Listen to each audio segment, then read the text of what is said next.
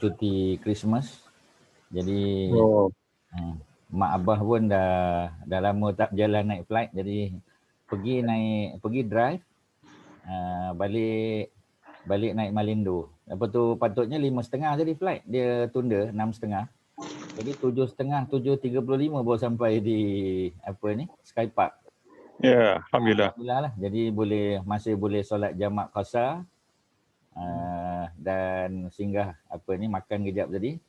Beli makan, bukan makan kejap. Makan di rumah dia, sempatlah makan. Alhamdulillah. Ni kalau nampak muka letih sikit tu memang patutlah ya. Alhamdulillah. Jadi itulah lama tak naik flight, jadi dapatlah juga naik flight walaupun domestic flight. Ya, naik Malindo tadi alhamdulillah. Tapi penuh lah, flight penuh. Dan alhamdulillah Ustaz balik 3 hari Kelantan, hujan malam saja, siang tak hujan, tak ada apalah, okey nampaknya. Tak ada banjir nampaknya ya. Area Kota Baru apa semua tu okeylah nampaknya. Alhamdulillah. Okey tuan-tuan, alhamdulillah ya. Kita mula insya-Allah. Hari ini kita cerita Nabi Musa. Dah masuk cerita yang ketiga, ayat yang ke-60 ya. Jadi kalau tuan-tuan dah bersedia, mari sama-sama kita mentadabbur ya. Ayat 60 dan cerita yang ketiga Ustaz sebut dalam surah Al-Kahfi ada 4 cerita besar dia. Ada 4 tema. Yang pertama tema akidah, cerita kita panggil 7 pemuda yang menyelamatkan akidah daripada raja yang zalim. Ya, 7 pemuda, the 7 sleepers ya, dwellers of the cave. Kemudian cerita kedua, cerita 2 adik-beradik dapat harta pusaka, seorang manage dengan baik, seorang lagi lupa Allah Subhanahu Wa Taala ya. Allah bagi kebun dia makmur, subur ya, banyak buah-buahan, tetapi dia lupa dengan Allah. Allah datangkan kilat ya daripada langit dan membakar habis dia punya kebun dia dalam sekelip mata ya. Kebun yang dibina selama bertahun-tahun ya musnah dalam sekelip mata saja. Itu cerita harta ya, cerita akidah sudah, cerita harta sudah. Hari ini cerita ilmu pula ya.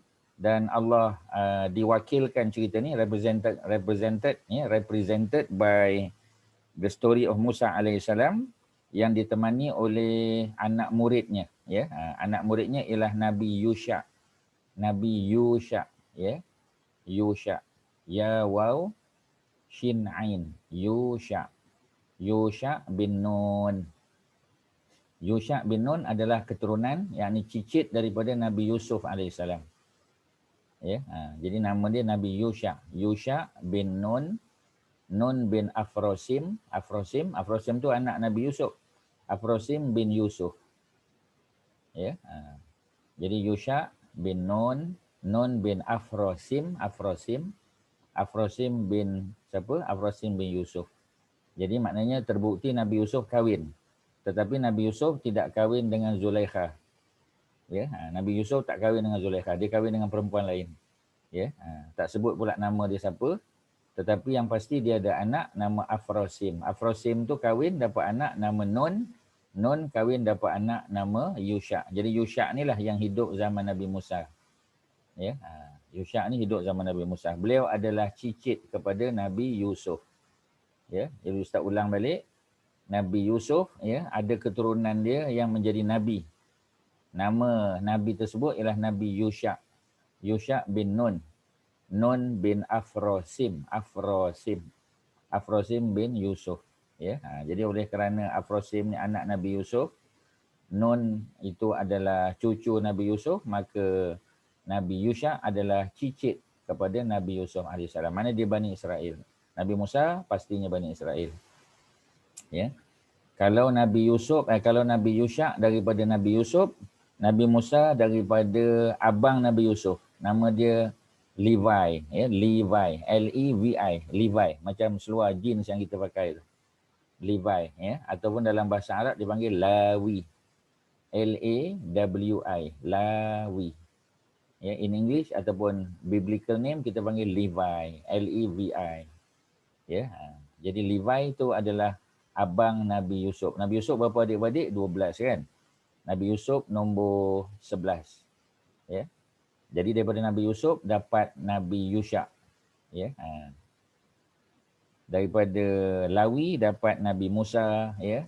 dapat Nabi Harun, itu abang Nabi Musa. Tapi dalam cerita Suratul Kahfi tak ada cerita Nabi Harun. Yang ada ialah cerita Nabi Yusha. Ya. Okey ya. Jadi kalau kita dah ada sedikit latar belakang, mari sama-sama kita tengok ayat 60. Auzubillahi minasyaitonirrajim. Wa iz qala Musa li fatahu. Wa iz qala, waw dan iz, ingatlah ketika mana Musa, ya, qala Musa, Nabi Musa telah berkata li fatahu kepada Fata. Fata tu dari segi usia dia adalah seorang remaja. Fata ni remaja. Ya. Jadi bila kita kata remaja, apa ni? In English kita panggil teenager lah. Teenager. Ya. Bila kita sebut teenager, berapa usia dia teenager ni, Haji Mat Syah? Usually teenager ni berapa? Daripada berapa usia? Usia mana?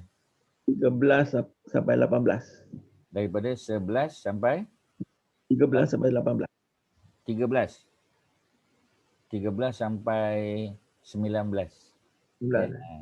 19 lah, sebab kita ada 13 kan. 13, 14, 15, 16, 17, 18, 19. 19 tu still teen juga. Ya, jadi daripada 13 sampai 19. From 13 to 19 kita panggil teenagers kan. Teen ya, daripada perkataan teen. Jadi teenagers maknanya mereka yang usianya usia teen ya, usia remaja. Jadi kita tak tahu berapa usia Fata ni, tapi antara 13 hingga 19 tahun. Jadi dia sudah akil baligh. Ya, yang pasti dia sudah akil baligh. Dah sampai di age of puberty tu dah sampai. Ya, sebab itu Quran dia very specific ya. Quran guna istilah-istilah ni supaya kita faham berapa umur remaja ni, berapa umur pemuda ni ya. Jadi Nabi Musa ya berkata kepada remaja, anak remajanya, bukan anak dia ya, tetapi anak murid dia yang mengiringi dia ketika bermusafir ya. Seperti mana Nabi ketika Nabi pergi berdakwah, Nabi bawa anak angkat Nabi. Ya, Nabi ada anak angkat, salah seorangnya namanya Zaid bin Harisah. Zaid bin Harisah, tuan-tuan salih ya. Zaid bin Harisah, beliau adalah anak angkat Nabi yang pertama. Sebelum Nabi ambil Sayyidina Ali sebagai anak angkat, Nabi telah ambil siapa? Ya, Nabi telah ambil siapa ni? Zaid bin Harisah sebagai anak angkat. Ya, dia jauh lebih tua daripada Sayyidina Ali. Ya, Zaid bin Harisah. Jadi Zaid bin Harisah ini ya dengan Nabi ya, dengan Nabi berapa usianya, berapa bezanya? 10, 15, 18 tahun beza. Ya, Zaid bin Harisah beza dengan Nabi 18 tahun. Ya, 18 tahun. Jadi masa Nabi kahwin dengan Khadijah, Nabi dapat hadiah. Ya, Khadijah bagi Nabi hadiah. Ya, masa perkahwinan tu hadiahnya ialah seorang budak hamba sahaya, namanya Zaid bin Harisah. Ya. Jadi kalau beza 18 tahun, Nabi umur 25 ya. Nabi umur 25, mana Zaid bin Harisah pada masa itu berapa umur dia? Baru 7 tahun. Ya, baru 7 tahun lah.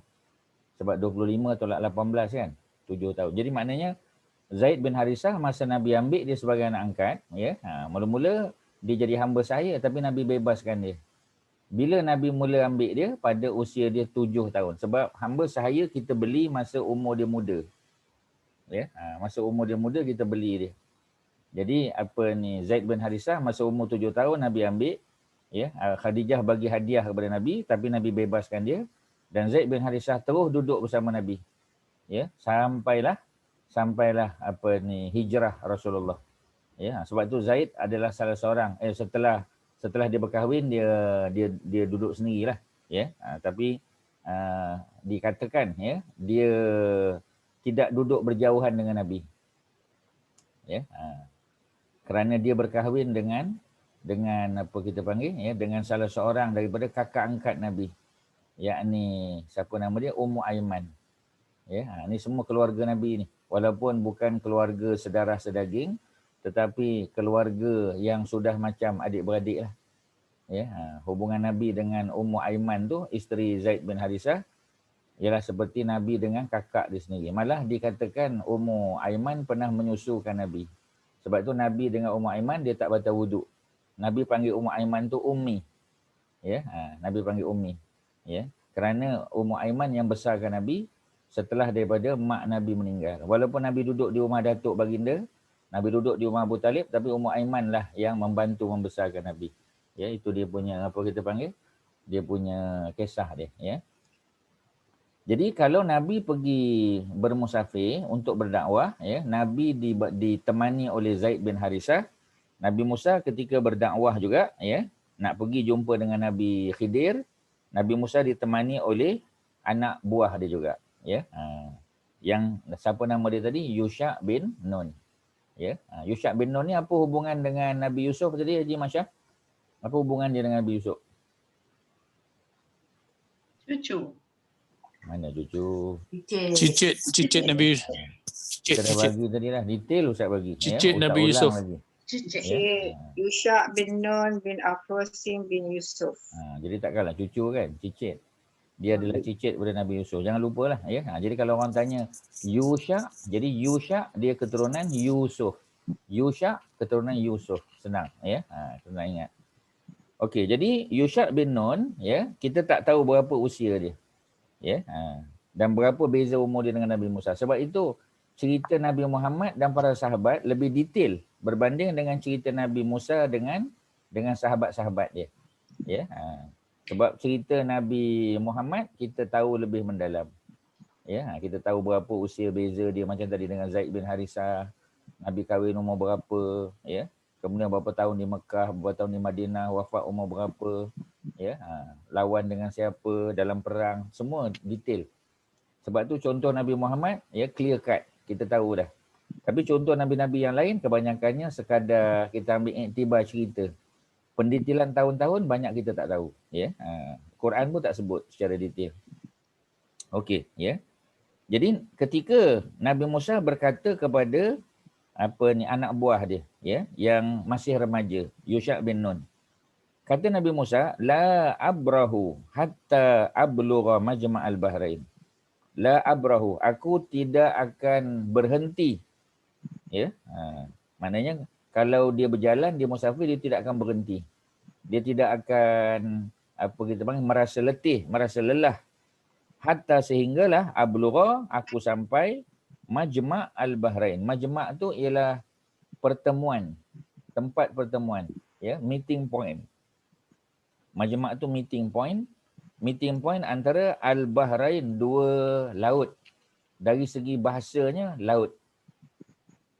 Tetapi, ya, kalau kita tengok penggunaan Quran dan bahasa Arab, bahar juga boleh makna sungai.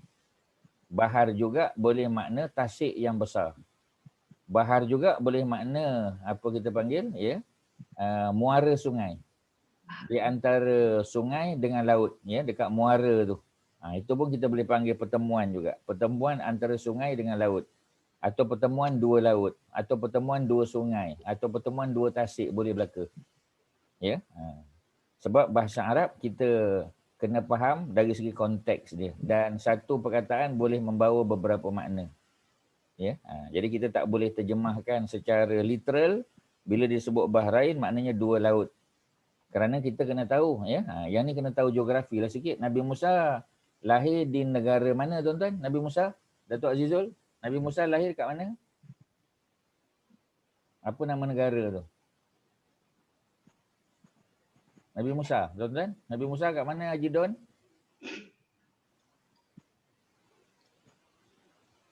Ya. Nabi Musa kat mana? Mesir.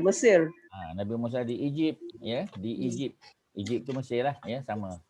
Jadi jangan lupa Nabi Musa di Egypt. Ya, sebab Nabi Musa hidup di zaman Fir'aun.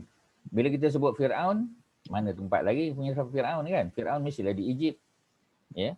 Jadi Fir'aun tu, salah satu daripada Fir'aun tu adalah bapa angkat Nabi Musa.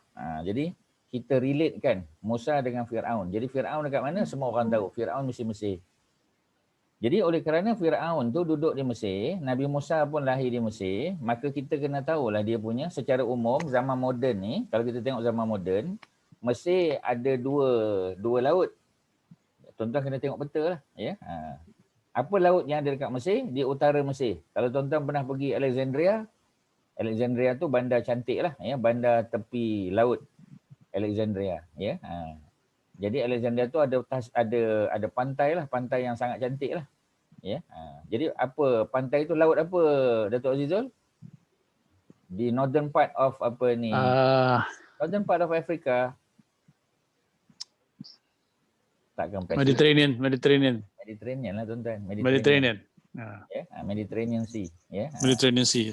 Jadi nama pun Mediterranean. Maknanya in the middle. Dia dekat middle. Med tu makna middle. Mediterranean. Ya. Terrain tu maknanya apa? Terrain tu ialah tanah.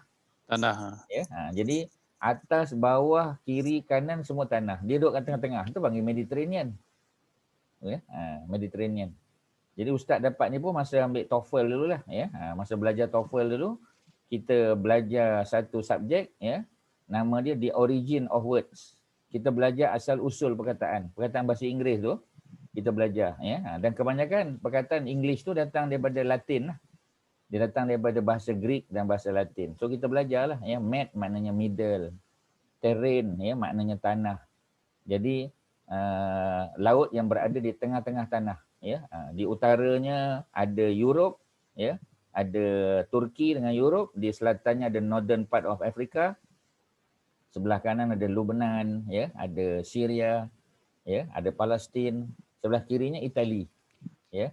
Jadi apa tengah-tengah tu? Mediterranean. Jadi laut Mediterranean di utara, ya. Kemudian dia ada satu lagi laut yang memisahkan antara Egypt tu dengan Saudi Arabia, kan? Apa laut tu? Laut Merah. Red Sea, Laut Merah, ya.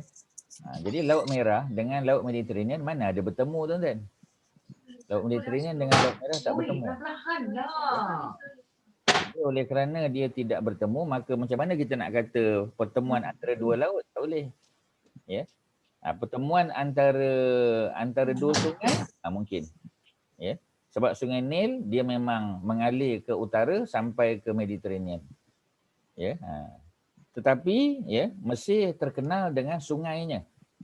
Ya, dengan sungai ni, ya. Sungai apa? Sungai Nile River, Sungai Nil, ya. Jadi Nile River tu memang sinonim. Bila orang sebut Nile River aja, Mesir, ya, Egypt. Kalau orang sebut Firaun, Egypt. Sebut Musa, Egypt. Ya, sebut Nabi Harun, Egypt, ya. Memang Egypt ni memang hebat lah. Ya, pertanian semua Egypt. Ya, termasuklah kalau kita pergi Mekah, kan. Kalau tuan-tuan pergi Mekah, ya, tuan-tuan pergi ke Madinah ke mana-mana band Daud, kan. Kita pergi ke supermarket band Daud, ya. Kita pergi bahagian departmental store dia, bahagian pakaian, tuan-tuan beli baju-baju, ya, ataupun apa ni, pakaian lah, ya, di band Daud, ya. Cuba tuan-tuan tengok dia punya daripada mana, produk tu daripada mana. Kebanyakan daripada Egypt. Ya, sebab Egypt sangat terkenal dengan dia punya produk apa, tuan-tuan, Egypt ni? Apa produk Egypt terkenal? Cotton. Cotton, Egyptian cotton. Terima kasih Kak Faridah, ya. Jadi Egypt memang terkenal daripada dulu, dan Egypt, ya, cerita Nabi Yusuf 7 tahun yang subur, ya, disimpan dia punya hasil pertanian dia, kemudian untuk bertahan selama 7 tahun masa kemarau. Egypt yang survive. Negara lain pun minta bantuan daripada Egypt, ya. Itu cerita Nabi zaman Nabi Yusuf lah dengan abang-abang dia. Ya, sebab tu Egypt ni orang kata apa kita panggil, ya, center of the world lah pada masa tu, pada masa dulu, ya. Okey, jadi tempat pertemuan dua laut ini sebahagian para ulama sebut ialah pertemuan dua sungai Nil, sebab sungai Nil ada dua. Sungai Nil ada dua, tuan-tuan. Ya, sungai Nil ada dua. Apa sungai Nil apa tu, tuan-tuan? Yang dua tu. Ya. Red and blue. Ya. Apa dan blue? Red and blue. Red tu apa ni? Red Sea. Red Nile. Blue Nile dengan White Nile. Ya, terima kasih. Ya, Blue Nile dengan White Nile. Ya. Oh, white. Ya, Kak apa ni Khadijah, ya. Jadi apa Blue Nile dengan White Nile. Macam mana kita nak tahu mana yang blue, mana yang white? Senang aja, kita tengok warna dia lah. Tak. Warna dia tak ada biru dan warna dia tak ada putih, tuan-tuan. Ya. Jadi kita nak tahu dia ialah kita tengok itu hanya reflection daripada langit saja, ya, daripada awan. Jadi yang blue tu yang dekat dengan laut blue lah. Yang dekat dengan daratan, ya, dekat dengan desert, ya, dah tentulah white. Ya, mana ada blue desert, tak pernah dengar blue desert. Ya, sebab sand tu kebanyakannya white sand. Ya, jadi senang je tuan-tuan.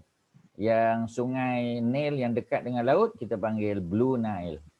Yang dekat daratan, ya, yang jauh daripada laut kita panggil White Nile. Itu je kaedah dia tuan-tuan. Okey, jadi White Nile dengan Blue Nile bertemu tak? Of course dia bertemu. Dia bertemu di satu bandar, bukan dekat Egypt. Ya, siapa boleh jawab? Dekat mana Blue Nile dengan White Nile bertemu? Bukan di Egypt. Di negeri di bawah Egypt. Apa kat bawah Egypt tuan-tuan? Ya, kita belajar geografi sikit. Ya, sebab Eritrea? Eritrea jauh sangat ke bawah. Noga. Dia Sudan. ya, negeri Sudan. Sudan. Ya, jadi Sudan itulah yang berada di bawah Mesir. Ya, sebab apa kita panggil, ya, White Nile tu datang daripada Victoria, ya, Victoria Lake. Ya, manakala White Nile tu, Blue Nile tu datang daripada Tana, ya, Tana Lake. Tana Lake tu duduk kat Ethiopia. Ya, sedangkan Victoria Lake tu dia duduk di bawah sana dekat, ya, dekat Uganda, Tanzania, ya, dan juga Kenya. Ustaz dia bagi formula dulu, Ustaz kata UTK. UTK, ya. U tu Uganda, T tu Tanzania, K tu tuan-tuan, K baru sebut tadi, ya, U Uganda, T Tanzania, K Kenya. ya, UTK. Itu dia punya formula dia, UTK. Jadi Victoria Lake tu besar, ya. Dan dia berada di tempat yang tinggi, mestilah. Ya, tu antara tasik yang tinggi. Ya, sebab daripada tasik yang tinggi itulah mengalirnya Sungai Nil. Ya, jadi ikut hukum graviti, ya, dia mesti datang daripada tempat tinggi ke tempat rendah. Itu sungai. Sebab itu Egypt bahagian selatan kita panggil Upper Egypt. Upper bahagian tinggi. Ya, yang dekat utara tu dekat Cairo dan juga dekat Alexandria itu kita panggil Lower Egypt. Lower Egypt. Ya, dia ada Upper Egypt yang di selatan dan Lower Egypt yang di utara. Barulah sungai itu boleh mengalir masuk ke laut. So the south flows into the north. Ya, betul. Dan dia adalah satu benda ajaib dalam dunia. Ya, kerana apa? Kerana kebanyakan, ya, daripada sungai dekat dunia ni, ya, dia bermula daripada utara ke selatan. Ya, tetapi Nile River from south to north. Ya, daripada Upper Egypt to Lower Egypt. Dia sangat special sungai Nile ni, ya, Nile River. Dan ada satu lagi sungai dalam dunia ni yang juga, ya, dia datang daripada selatan mengalir ke utara. Dan sungai itu berada di semenanjung Malaysia. Tuan-tuan, ada satu sungai yang mengalir daripada selatan ke utara. Sungai lain semua daripada utara ke selatan. Ada satu sungai mengalir daripada selatan ke utara. Nama sungai itu ialah sungai apa, tuan-tuan? Kelantan. Sungai Kelantan. Ya, sebab itu Kelantan dia banjir di Kuala Kerai dulu. Ya, bila Kuala Kerai banjir, nanti akhirnya barulah sampai di Kota Baru. Bukan Kota Baru banjir dulu. Ya, kerana air itu datang daripada banjaran, ya, banjaran Tahan, ya. Banjaran Tahan tu duduk di Pahang, sempadan lah. Ya, sempadan Pahang, Kelantan. Okey, itu dia punya logik lah, tuan-tuan, ya. Tuan-tuan tak perlu ambil degree in geografi. Benda-benda tu kita belajar daripada baca-baca je, tuan-tuan. Ya, tengok National Geography. Ya, kita belajar sikit geografi, tengok peta, Google dan sebagainya, tuan-tuan akan dapat lah. Ya. Okey, itu cerita dia. Jadi kalau orang tanya kita, di manakah peristiwa Nabi Musa? Ya, kebanyakannya berada di Egypt. Ya, di Egypt. Dan Nabi Musa, ya, dia pergi nak cari seorang Nabi, namanya Nabi Khidir. Di meeting point dia ialah pertemuan antara dua sungai. Ya, kalau kita kata dua laut, impossible lah sebab Mediterranean dengan Red Sea tak bertemu. Ya, masa tu tak ada lagi Suez Canal, tak ada lagi. Ya, jadi oleh kerana itu besar kemungkinan pertemuan antara dua sungai. Dan pertemuan antara dua sungai itu berada di mana? Di Sudan, tuan-tuan, di Sudan. ya, di ibu negara Sudan. Apa nama ibu negara Sudan, tuan-tuan? Capital City of Sudan. Apa nama dia, tuan-tuan? Khartoum. Nama Khartoum. dia Khartoum. Ya, Khartoum tu dalam bahasa Arab merujuk kepada ya belalai gajah. Khartoum. Ya, gajah dalam Quran ada fil kan, al-fil. Ya, alam tara kaifa fa'ala rabbuka bi ashabil fil. Ya, tidakkah kamu melihat bagaimana Allah buat kepada tentera bergajah? Ya, al-fil tu gajah. Jadi Khartoum belalai. Ya, Khartoum al-fil maknanya belalai gajah. Jadi cerita tentang apa ni belalai ada dalam Quran. Ya, cerita tentang gajah ada dalam Quran. Jadi sungai itu dianggap sebagai macam belalai lah ya, sebab bentuk dia. Ya, jadi kemungkinan kata sebahagian para ulama, kemungkinan tempat pertemuan itu adalah di mana? Di Sudan. Ya, kemungkinan. Kita tak tahu, yang tahunya Allah lah. Kita hanya berdasar kepada fakta yang Quran buat, yang Allah bagi, kita cuba figure out dekat mana, itu saja. Ya. Jadi kalau tak sampai tempat pertemuan dua laut, au amdiya hukuba, aku akan terus berjalan sampai bertahun-tahun. Amdiya, aku akan terus berjalan, hukuban maknanya bertahun-tahun. Ya, sampai selagi tak jumpa, selagi itu aku akan cari. Ya, tuan-tuan kena baca dia punya apa? Dia punya apa kita panggil ya? Dia punya sebab ya ataupun asal mengapa ayat ni diturunkan. Ya, ini kita baca daripada tafsir lah. Ya, daripada tafsir Al-Quran, sebahagian para ulama menyebut ya bahawasanya Nabi Musa sedang berkhutbah, sebab Nabi Musa ni petah bercakap. Ya, Nabi Musa petah bercakap. Jangan kita kata Nabi Musa ni cacat, dia punya lidah tuan-tuan ya. Ini Ustaz dah cerita masa apa kita panggil ya, masa kuliah di Bukit Damansara. Dah tuan-tuan pun dah dengar dia punya kuliah kan. Kalau tak ada masuk website apa ni apa, Ustaz rasa Kak Maziah pun mungkin dah share ya. Dah share apa ni link dia tu ya. Jadi So Ustaz dia cakap stammering lah kan? Tak ada stammering. Kak Faridah kena dengar kuliah ya, sebab Nabi Musa mana ada stammering ya. Kalau dia stammering pun, apa terjemah stammering dalam bahasa Melayu? Kalau Kak Faridah terjemah, stammering tu apa? Gagap. Gagap. Nabi Musa tak gagap. Tapi Nabi Musa apa ni, kelu lidah dia, kelu. Ya? Kelu lidah. Kelu tahu kan? Apa kelu in English? Apa Haji Don? Speechless. Tongue tied. Tongue tied, ya. Tam apa? Tongue tied. Dan Bukan. Kalau tongue tied mana boleh cakap? Bukan. Ada clue? kelu tu contoh kita kata macam seorang lelaki dia suka dengan seorang perempuan ni. Jadi bila dia memang pandai bercakap, dia juara pidato kat sekolah. Tapi bila bertemu dengan perempuan ni, Tongue tied lah dia. Tongue tied lah. So macam mana dia bercakap kalau dia dah tongue tied Ustaz? tak apalah, maknanya terserah lah. Tapi dalam bahasa Melayu kita panggil kelu lidah.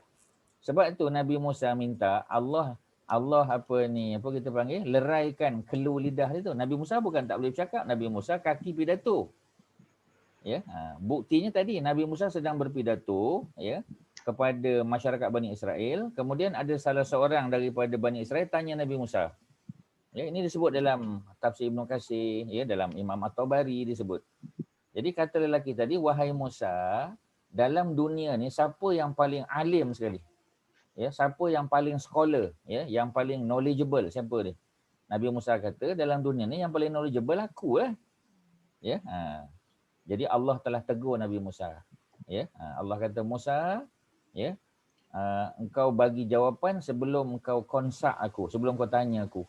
Ya, sebenarnya ada seorang lelaki yang duduk di satu tempat, yakni tempat pertemuan tadi, Majma' Al-Bahrain, tempat pertemuan dua sungai ataupun dua laut, ya, yang ada knowledge yang kamu tidak ada. Dia pun knowledgeable, dia pun man of knowledge juga.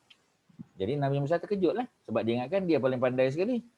Jadi Allah kata, pergi cari dia, kamu boleh belajar daripada dia. Itu yang Nabi Musa pergi cari Nabi Khidir ni. Itu dia punya sebab dia, ya, sebab nuzul ayat, sebab turunnya ayat ni. Ya, kalau apa ni Haji Husni ada, dia boleh carilah, ya. Sebab Ustaz tengok dalam lot 2866 Datuk Murad punya grup WhatsApp, memang Haji Husni selalu bagi, ya, dia share daripada tafsir Indonesia, ya, daripada hadis Sahih Bukhari, daripada macam-macam. Ya, jadi kalau Haji Husni ada, tak tahu Kak Mira, sebelah Kak Mira tu ada Haji Husni ke? Saya tak tahu, ya. Nampak nama Kak Mira, nampak nama dia. Tapi Haji Husni tak nampak nama dia. Takut dia sembunyi belakang Kak Mira, tak tahulah. Ya, Ustaz tak pasti. Ya, macam apa kita panggil, Kak Mimi dia tak sembunyi belakang Haji Masyah. Haji Masyah pun tak sembunyi belakang Kak Mimi. Dua-dua ada, ya. Dua-dua gambar nampak. Ya, Ustaz tak pasti, ya. Jadi patutnya Haji Husni kena banyak sumbang pada grup WhatsApp kita ni, ya.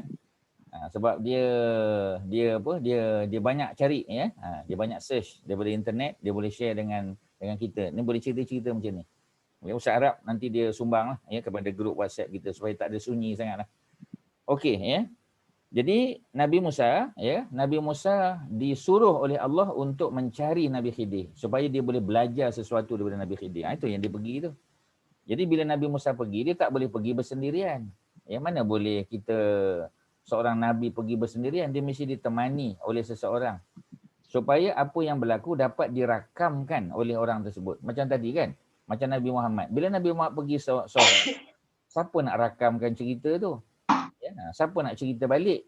Tapi kalau Nabi Muhammad SAW pergi dengan Zaid bin Harisah, anak angkat dia, Zaid lah boleh cerita balik. Dia cerita bagaimana Bani Sakif, ya, orang Taif baling batu pada Nabi, ya, Nabi luka-luka, kemudian Nabi bermunajat, ya.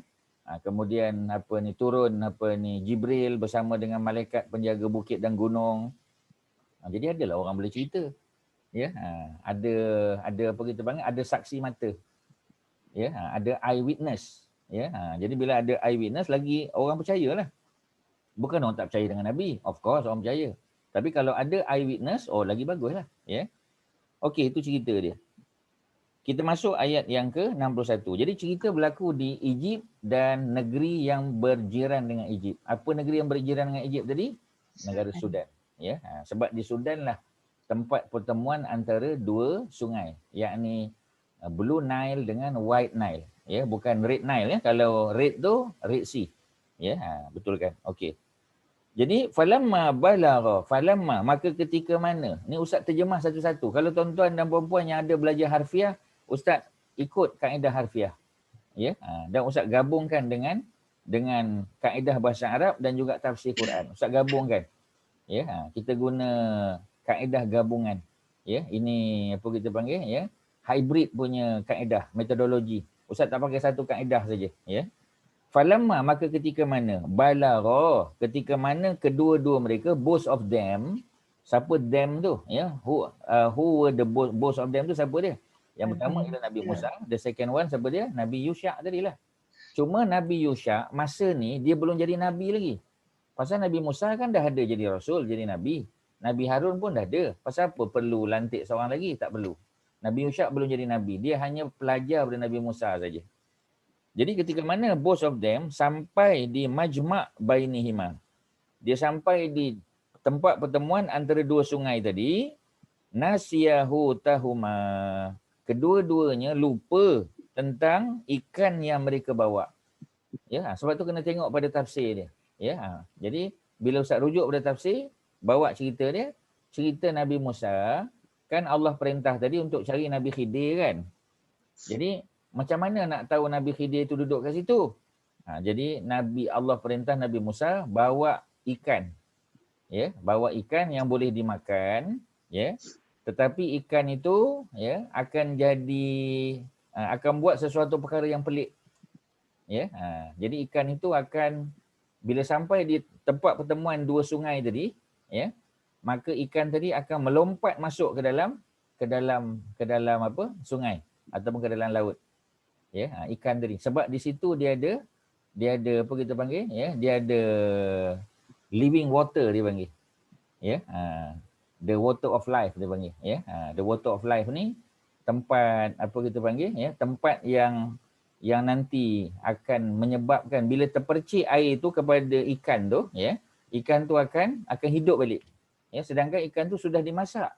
Sebab ikan tu akan digunakan untuk makan. Ya, ikan tu Nabi Musa dengan Nabi Yusha akan makan nanti. Waktu makan tengah hari mereka akan makan. Ya. Jadi bila Nabi Musa tanya pada Nabi Yusha, mana ikan tu? Nabi Yusha kata, tadi ikan tu dah melompat masuk dalam sungai balik. Nabi Musa kata, kita U-turn, pergi balik ke tempat tadi. Kerana di situlah tempat yang Allah maksudkan sebagai tempat pertemuan antara dua sungai. Interesting tuan-tuan cerita dia. Ya. Jadi kalau tuan-tuan minat geografi sikit dan minat tafsir, minat bahasa Arab, tuan-tuan akan dapat baru kita boleh appreciate dia punya cerita tu tuan-tuan. Ya. Sebab itu bila tuan-tuan hantar anak pergi sekolah agama ke, sekolah tahfiz ke, ya, Islamic kita panggil, boarding school ke apa tuan-tuan kena tengok dia punya syllabus kat situ. Jangan hafal Quran saja, ya. Kena make sure dia punya Arabic dia bagus, ya. Macam kita panggil sekolah-sekolah swasta yang bagus-baguslah, ya. Dia bilingual, dia English Arabic. Ya, sebab English kita boleh dapat. Dekat rumah pun kita boleh dapat English kan. Ya, sebab mak bapak kita cakap orang putih. Ya, persekitaran kita cakap English. Tapi Arabic kita tak boleh dapat tuan-tuan. Jadi kita dapat di sekolah. English dapat, Arabic dapat. Ya. So bila kita baca Quran kita faham. Bila kita baca teks Bible pun kita boleh faham. Kita baca Quran in English translation pun kita boleh faham. Macam itulah sepatutnya. Jadi it's a combination.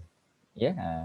Macam kita panggil macam tafsir kita panggil tafsir pimpinan Ar-Rahman, Jakim. Jakim kan ada keluarkan satu terjemahan Quran. Ya, dia panggil tafsir Quran, ya, ataupun terjemahan Quran pimpinan Ar-Rahman. Ya. Jadi dia ada versi bahasa Melayu dan dia ada versi English. Ya. Jadi hari terakhir semalam Ustaz tidur di Holiday Villa dekat Kota Baru. Ya. Jadi 2 malam di rumah mertua, ya. Lepas tu hari terakhir tu, ya, kami singgah di Holiday Villa sebab nak kita panggil nak ziarah pasar wakaf Cik Iyeh dekat Kota Baru tu. Jadi duduk hotel tu betul-betul depan pada pasar wakaf Cik Iyeh tu. Ya. Jadi walking distance aja. So duduk di Holiday Villa tu, ya, Ustaz duduk di situ 1 malam je, ya. Jadi bila Ustaz buka dia punya buka drawer tu, ya, dalam drawer tu ada sejadah dan sebelah sejadah tu ada tafsir pimpinan Ar-Rahman English. Ya. Jadi itulah malam tadi Ustaz tak tidur lah, ya, tidur tapi baca sebab very interesting dia punya perbincangan tu. Ya. Jadi ada benda-benda yang Ustaz dapatlah daripada English version. Ya, kita dah baca yang bahasa Melayu punya, ya, tapi bila kita baca yang English punya ada banyak lagi benda-benda lain yang Ustaz dapat. Ya, terutamanya bila Ustaz baca tentang Al-Asmaul Husna, ya, dia terjemahkan sifat-sifat dan nama-nama Allah yang 99 tu, ya. Ustaz tak tengoklah semua, tapi sebahagian Ustaz tengok tu, alhamdulillah ada banyak benda baru yang Ustaz belajar. Ya, jadi Ustaz pun tak tahu selama ni yang dia punya English translation of tafsir Ar-Rahman tu bagus, tak tahu. Selama ni kita duk baca tafsir kita panggil, ya, Abdullah Yusuf Ali, The Holy Quran, baca yang lain-lain lah, ya. Yang Malaysia punya tak baca. Sebab tak perasan, tak tahu kata English dia bagus, ya. Jadi bila Ustaz baca Allahu Akbar, ya. Jadi ada hikmah dia Ustaz tidur di Holiday Villa tu. Ya. Jadi maknanya dia ada satu version Quran tafsir pimpinan Ar-Rahman, ya. Ustaz pun nak cari nanti kalau pergi kedai nak beli satu ni, ya. Mungkin online pun ada, ya. Bagus, dia punya perbincangan dia bagus. Very interesting, ya. Sebab kadang-kadang terjemah Quran from Arabic, sebab Quran ni in Arabic kan. Kadang-kadang bila terjemah English tu, ya, dia punya bahasa lagi accurate. Dia punya translation tu lagi accurate berbanding dengan bahasa Melayu. Sebab kadang-kadang bahasa Melayu kita nak terjemah tu kita terpaksa pakai banyak perkataan. In English kadang-kadang 1 atau 2 perkataan sudah. Ya. Contoh Ustaz bagi contoh, ya. Perkataan bapa saudara. Bapa saudara kan ada 2 kan. Satu bapa saudara sebelah mak, satu bapa saudara sebelah bapa kan. In English, ya, Haji Masya, kalau kita punya uncle sebelah bapa, kita panggil apa? Uncle, Paternal uncle. Paternal uncle. Uncle. Kalau sebelah mak kita panggil, of course, maternal lah. Maternal uncle. Uncle. 2 perkataan. In Arabic, dia 1 perkataan je. Arabic lagi accurate lah. Ya. Arabic kita panggil amun. Ya, amun tu maknanya bapa saudara sebelah bapa. Ya, kalau khalun bapa saudara sebelah mak. Siapa tak mute tu? Siapa tak mute? Haji Nazri? Kak Mas tak tolong mute lah Kak Mas. Dah mute dah, ya. Jadi Haji Nazri dia boleh kontrol, ya. Terima kasih Haji Nazri. Okey, jadi balik pada cerita tadi, ya. Apabila kita tengok Arabic, satu perkataan je, one single word. Tapi in English, dua words, ya. Paternal uncle dengan maternal uncle. Bahasa Melayu, bapa saudara sebelah bapa. Oi, 4 perkataan. Bapa saudara sebelah mak. Kalau kita nak panggil pak cik pun, pak cik sebelah bapa, pak cik sebelah mak. Still 3 perkataan. English 2, Arabic 1 je. Dah lah 1 perkataan, pendek pula tu. Amun, ya. Pendek saja, senang, ya. Maknanya nak bagi tahu bahawasanya apabila kita menyebut tentang apa? Tentang kita panggil, ya, tentang bahasa Quran, ya. Kadang-kadang English punya translation lagi mudah, ya, daripada bahasa Melayu. Kadang-kadang bahasa Melayu lagi accurate pun ada juga. Sebab tak boleh lawan bahasa Arab ni. Bahasa Arab memang bagus. Sebab tu dia jadi bahasa Quran, tuan-tuan, ya. Jadi kalau tuan-tuan hantar nak pergi mana-mana sekolah Islamic boarding school lah, ya, banyak kan, ya. Kalau kat Shah Alam tu ada Islamic Montessori, ya, ada macam-macam lah, ya. Ada English Arabic, ada macam-macam, ya. Jadi banyak pilihan sekarang ni, tuan-tuan. Ya, dan kita ada kemampuan, kita boleh hantar cucu kita pergi tempat-tempat macam tu. Ya, supaya dia beza dengan kita. Ya, kita punya English, ya, command of English memang bagus, tapi kita punya Arabic tak bagus. Kita tak nak cucu kita jadi macam kita kan. Kita nak cucu kita jadi jauh lebih baik daripada kita, ya. Dia ada good command of English dan good command of Arabic. Bila dia baca Quran dia boleh faham. Dia boleh terjemah harfiah, ya. Untuk detail kena tengok tafsir lah, ya, kena buat macam tu, tuan-tuan. Okey, ya, itu kalau Ustaz boleh kongsi sikit pengalaman lah, ya. Walaupun beberapa hari Ustaz balik ke Kelantan, tapi alhamdulillah, ya, ada banyak benda baru Ustaz jumpa. Ya, dan sebahagian tu jumpa di hotel Holiday Villa Kota Baru. Ya, yang kita panggil, yang menyediakan satu terjemahan Quran, ya, Pimpinan Ar-Rahman, tapi English version. Jadi kalau tuan-tuan dan puan-puan berminat, ya, tuan-tuan belilah.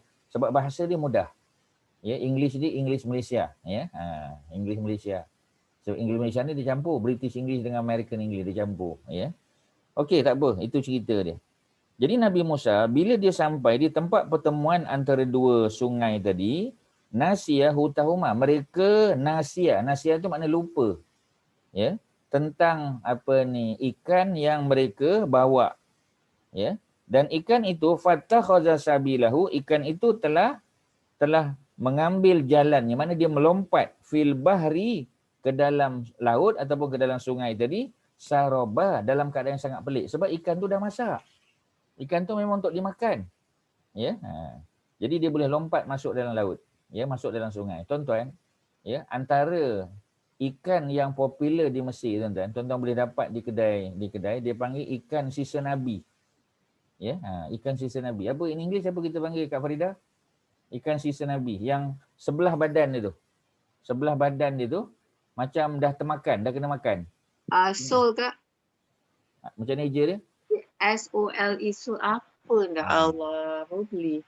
Apa sol dah? Apa nama ikan tu? Apa ni Kak Maimunah, ya? Apa sol lah? Orang perempuan yang tahu ni. Itulah lupa. Tahu dia apa sol. Kak Kelly, apa Kak Kelly? SOLE kan sol tu ikan dia. Ya, sol tu. Mana Dover ni? kan? Dover Soul. Bukan. Apa sol? Apa sol je Nazri? Dover Soul. Dua sol, ya. Maknanya ikan sebelah kan? Sebelah. Tapi ikan tu walaupun dia sebelah, dia tak sengit. Ya tak. Allahu Dia Akbar. tak ingat. Itu adalah keagungan kebijaksanaan Allah Subhanahu Wa Taala, ya. Jadi ikan sisa Nabi itu banyak di Mesir. Ya, so Ustaz pun ada pengalaman duduk di Mesir, ya, zaman belajar zaman-zaman muda dulu lah, ya. Jadi Kat Pasar Taman Tun ada Ustaz. ada, ya. Kat Malaysia kita panggil ikan sisa Nabi ke ikan sebelah? Kita panggil ikan sebelah. Ikan sebelah, ya, sebab badan itu macam separuh dah kena makan. Ya, sebab itu kata sebahagian para ulama, ikan tu telah dimakan oleh Nabi Musa dan Nabi Nabi Yusha. Ya. Masya. Jadi untuk tengah hari tu mereka nak makan lagi ikan tu. Jadi bila Nabi Musa suruh Nabi Yusha bawa ikan tu, Nabi Yusha kata aku dah lupa ya. Tadi ikan tu dah melompat masuk ke dalam air. Sebab mereka telah sampai di satu tempat, mereka berehat dekat situ, dekat batu besar dekat situ. Jadi air tadi tu terpercik, mereka tertidur ya. Air tu terpercik pada ikan dan ikan tu melompat masuk ke dalam laut ya. Dia panggil apa kita panggil the water of life tadi lah.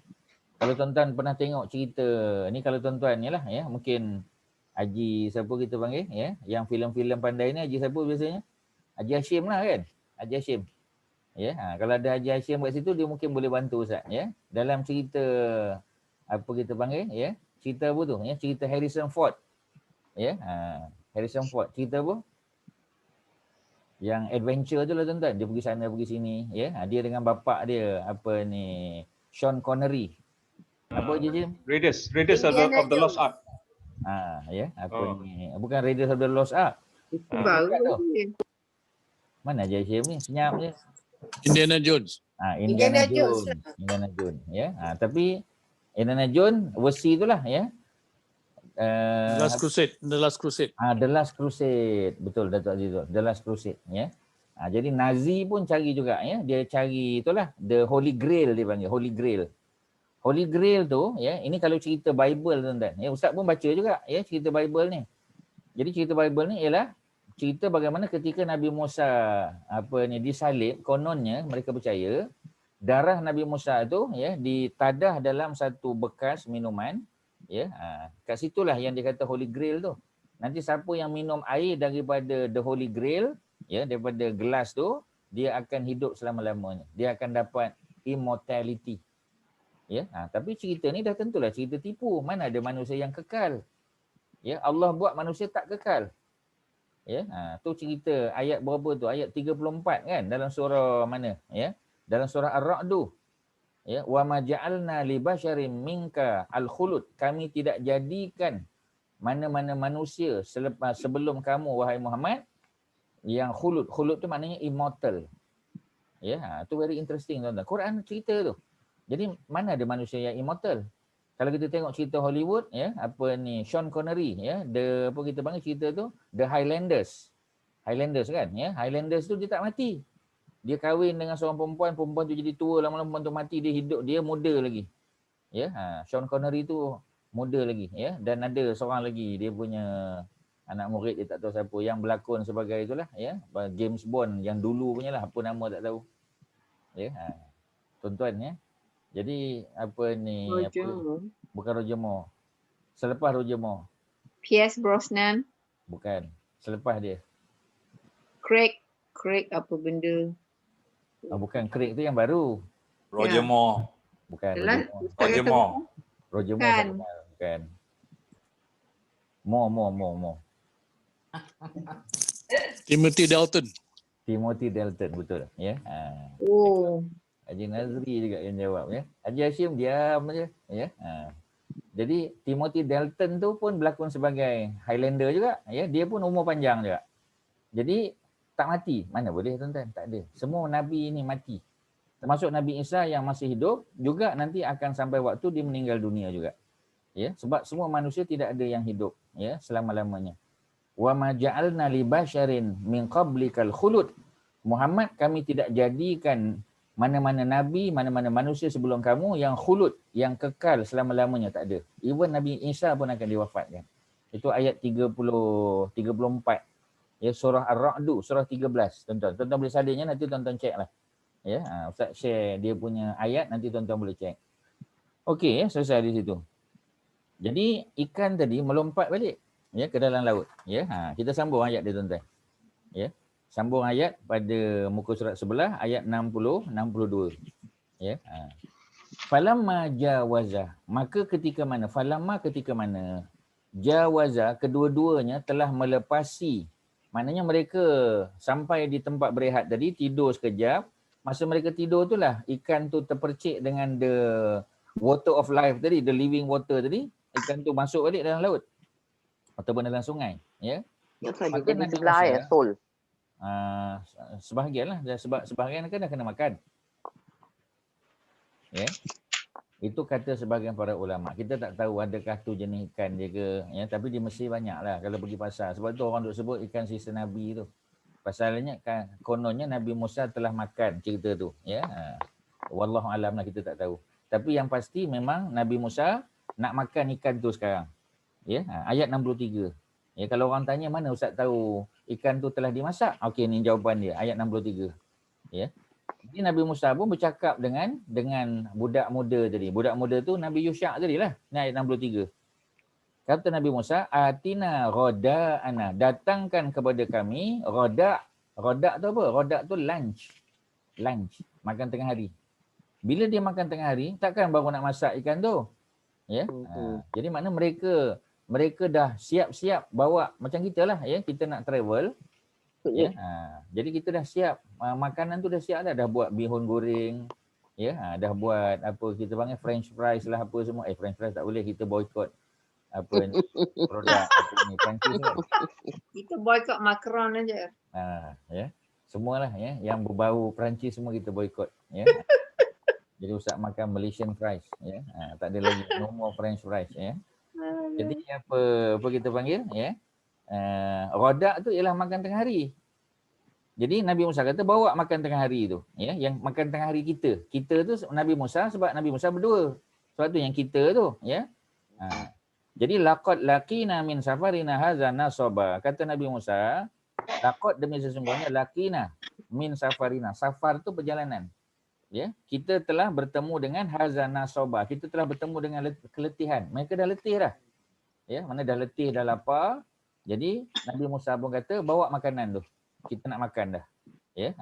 Masa tu baru Nabi Musa tahu ikan tadi dah melompat masuk dalam sungai ataupun laut tadi.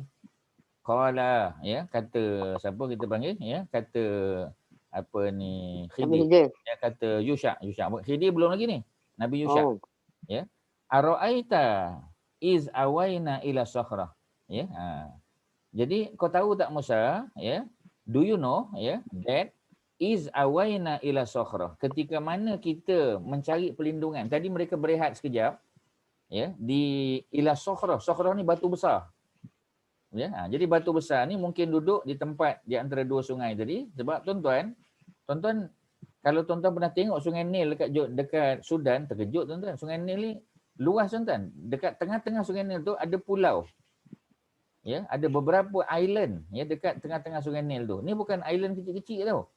Island tu boleh tanam pokok, ya, ada kawasan perumahan, ada kampung.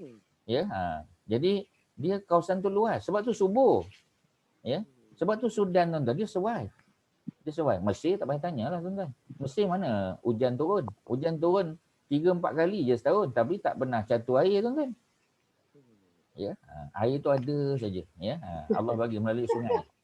Tak ada Selangor. Kalau tempat kita selalu tak ada tuan-tuan. Ya, hujan banyak. Ya, jadi maksudnya baru kita sedar bahawasanya walaupun hujan banyak, ya, kalau Allah kata hujan tu tak masuk dalam water catchment punya area, ya, habis lah, tak boleh tuan-tuan. Sebab tu kita kena banyaklah minta. Adalah benda yang kita kena minta kan.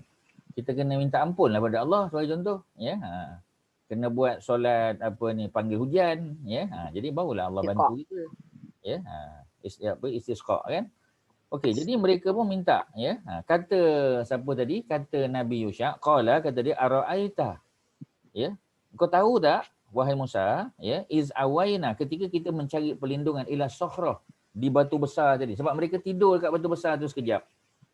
Fa inni nasitul hud, maka aku terlupa, ya, tentang ikan tadi. Al-hud ni makna sejenis ikan. Ya.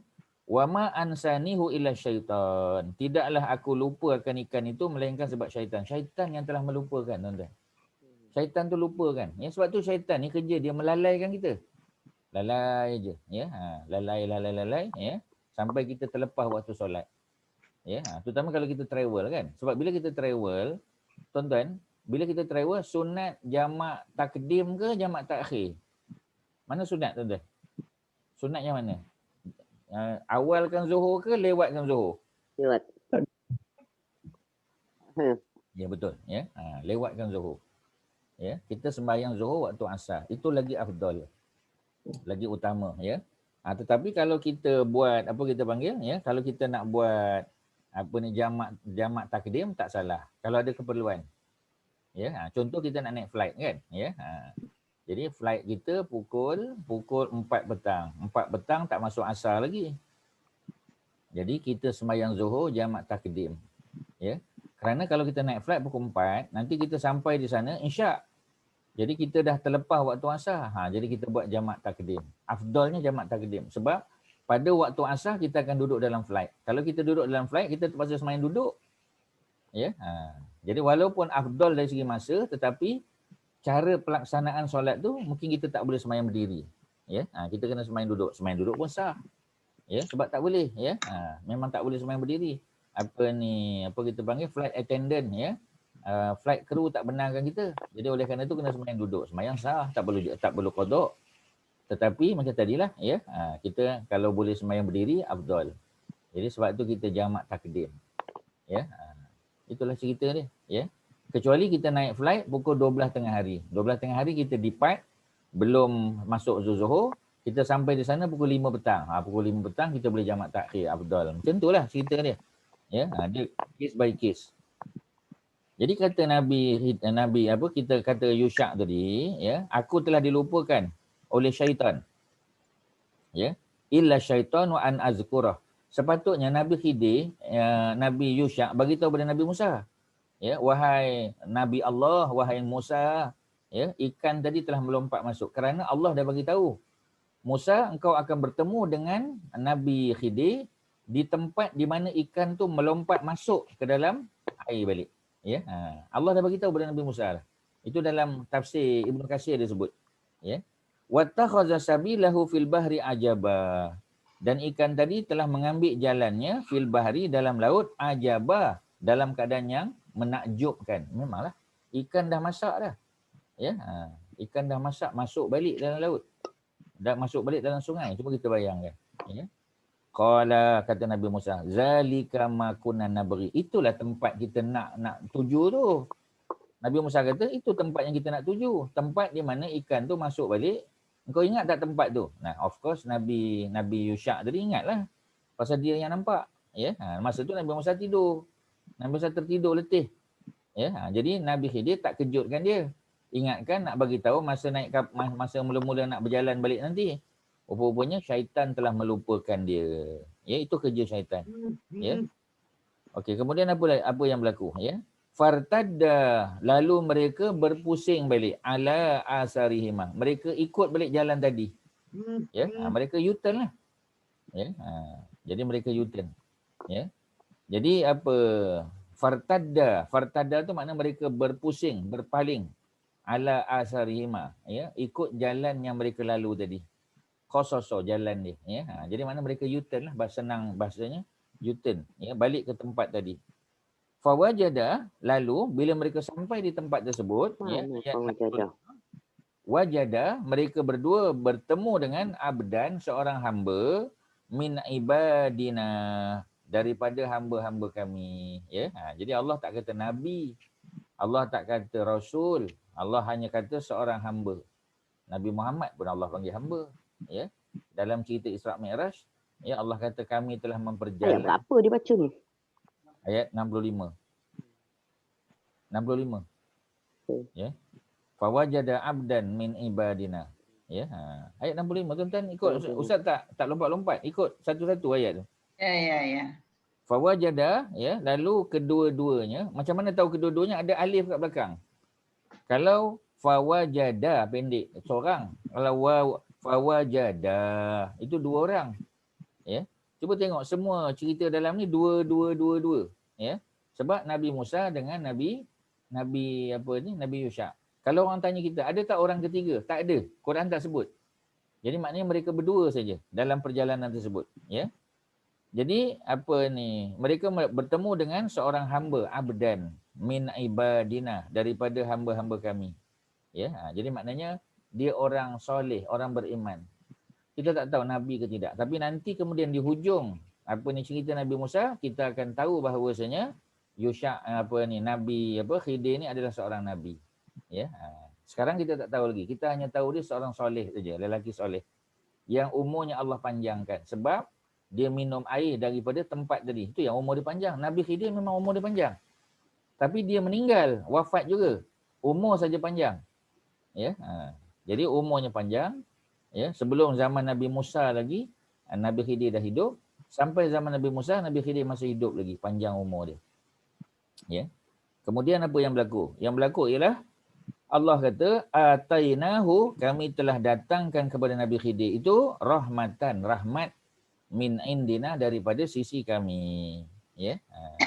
Jadi rahmat tu apa makna dia? Rahmat ni lah diterjemah oleh para ulama. Ada yang kata rahmat tu kenabian. Ada yang kata rahmat tu ialah kasih sayang Allah, umur panjang. Ya, kesihatan tubuh badan. Ya. Sebab tu dalam cerita Indiana Jones tadi, Nazi pun nak cari the Holy Grail tu. Ya. Yang Indiana Jones, pasal apa dia nak cari the Holy Grail tu? Sebab bapak dia Sean Connery dah kena tembak. Tuan-tuan ingat kan, tengok kan cerita tu kan? Ya. Datuk Jizul, betul kan? Sean Connery tu dah kena tembak. Sean Connery tu Indiana Jones juga. Tapi Indiana Jones senior. Anak dia, Harrison Ford tu Indiana Jones junior, tuan-tuan. Alhamdulillah Ustaz tengok cerita tu. Jadi Ustaz Cakap tahu. Ustaz. Ya, Ustaz Faridah macam mana boleh tertinggal kereta api ni? Ya. Indiana Jones. Indiana Jones. Okey. Lakonan Harrison Ford dengan Sean Connery. Dua-dua berlakon. Ya. Okey, pergi carilah video. Tengok YouTube je. Ya. Alah dalam apa, kalau ada Netflix, tengok Netflix je ada. Tengok Netflix Okey. Jadi apa ni, Sean Connery tu Nazi dah tembak dia. Jadi bila Nazi tembak, benda tu menyebabkan dia ada reason lah ya untuk cari the Holy Grail tu. Sebab Nazi pun takut nak masuk tempat tu. Sebab dia ada Knight Templar kat situ. Dia ada orang yang jaga tu. Ya, Ustaz panggil Knight Templar je lah ya. Jadi ada orang jaga kat situ. Jadi itu yang dia akhirnya dia jumpa Holy Grail tu ya. Dan kita panggil, dia bagi minum ya, dan bapak dia sembuh. Itu cerita bohong lah tuan-tuan. Ya, tapi benda tu ada dalam Bible. Ada cerita ya, dalam biblical story ada tuan-tuan. Okey ya, itu kisah dia. Maka bertemulah dengan Nabi Khidir yang panjang usia dia. Memang betul. Nabi Khidir memang panjang usianya. Ini Ibnu Katsir yang sebut. Ya. Sebab Nabi Khidir ni dia hidup sejak zaman siapa ya? Dia hidup sejak zaman Masyitah. Ya, Masyitah ni ialah tukang sikat rambut anak Firaun. Ya, tukang sikat rambut anak Firaun. Tu cerita tu sahih. Memang ada cerita. Dalam Ibnu Katsir ada cerita dia. Kalau tak sahih pun hasan. Ya, maknanya kita boleh pakai hujah ni. Hadis tu, ya. Jadi cerita Masyitah ni tukang sikat rambut anak Firaun. Ketika dia sikat rambut anak Firaun, sikat dia terjatuh kan? Jadi bila sikat dia terjatuh, dia sebut dalam bahasa Hebrew, dalam bahasa Kibti, Allahu Rabbi. Ya, Allahu Rabbi. Allahu Rabbi makna apa? Allah lah Tuhanku. Anak Firaun pun marahlah, terkejutlah dia. Pasal apa kata Allah punya adalah Tuhan kamu? Tuhan kita kan Firaun, bapak dia. Ya, itu yang direport kepada Firaun, dan akhirnya Firaun jatuhkan hukuman bunuh kepada Masyitah, suami dia dan anak-anak dia. Jadi Nabi Khidir hidup di zaman Masyitah tu. Ya. Dan umur dia panjang sebab Masyitah tu hidup sebelum zaman Nabi Musa. Panjang tuan-tuan, cerita sejarah ni panjang sebab dia ada sekuen. Kalau tuan-tuan tak dapat sekuen ni memang tak dapat. Ya, tuan-tuan tahu cerita dia kita panggil sana sikit sini sikit macam tu je lah. Ya, jadi kita tak dapat dia punya ni. Ya, sebab cerita sejarah ni macam cerita Quran pun macam tu juga. Ya, dia macam jigsaw puzzle. Ya, jadi kita kena penuhkan ya.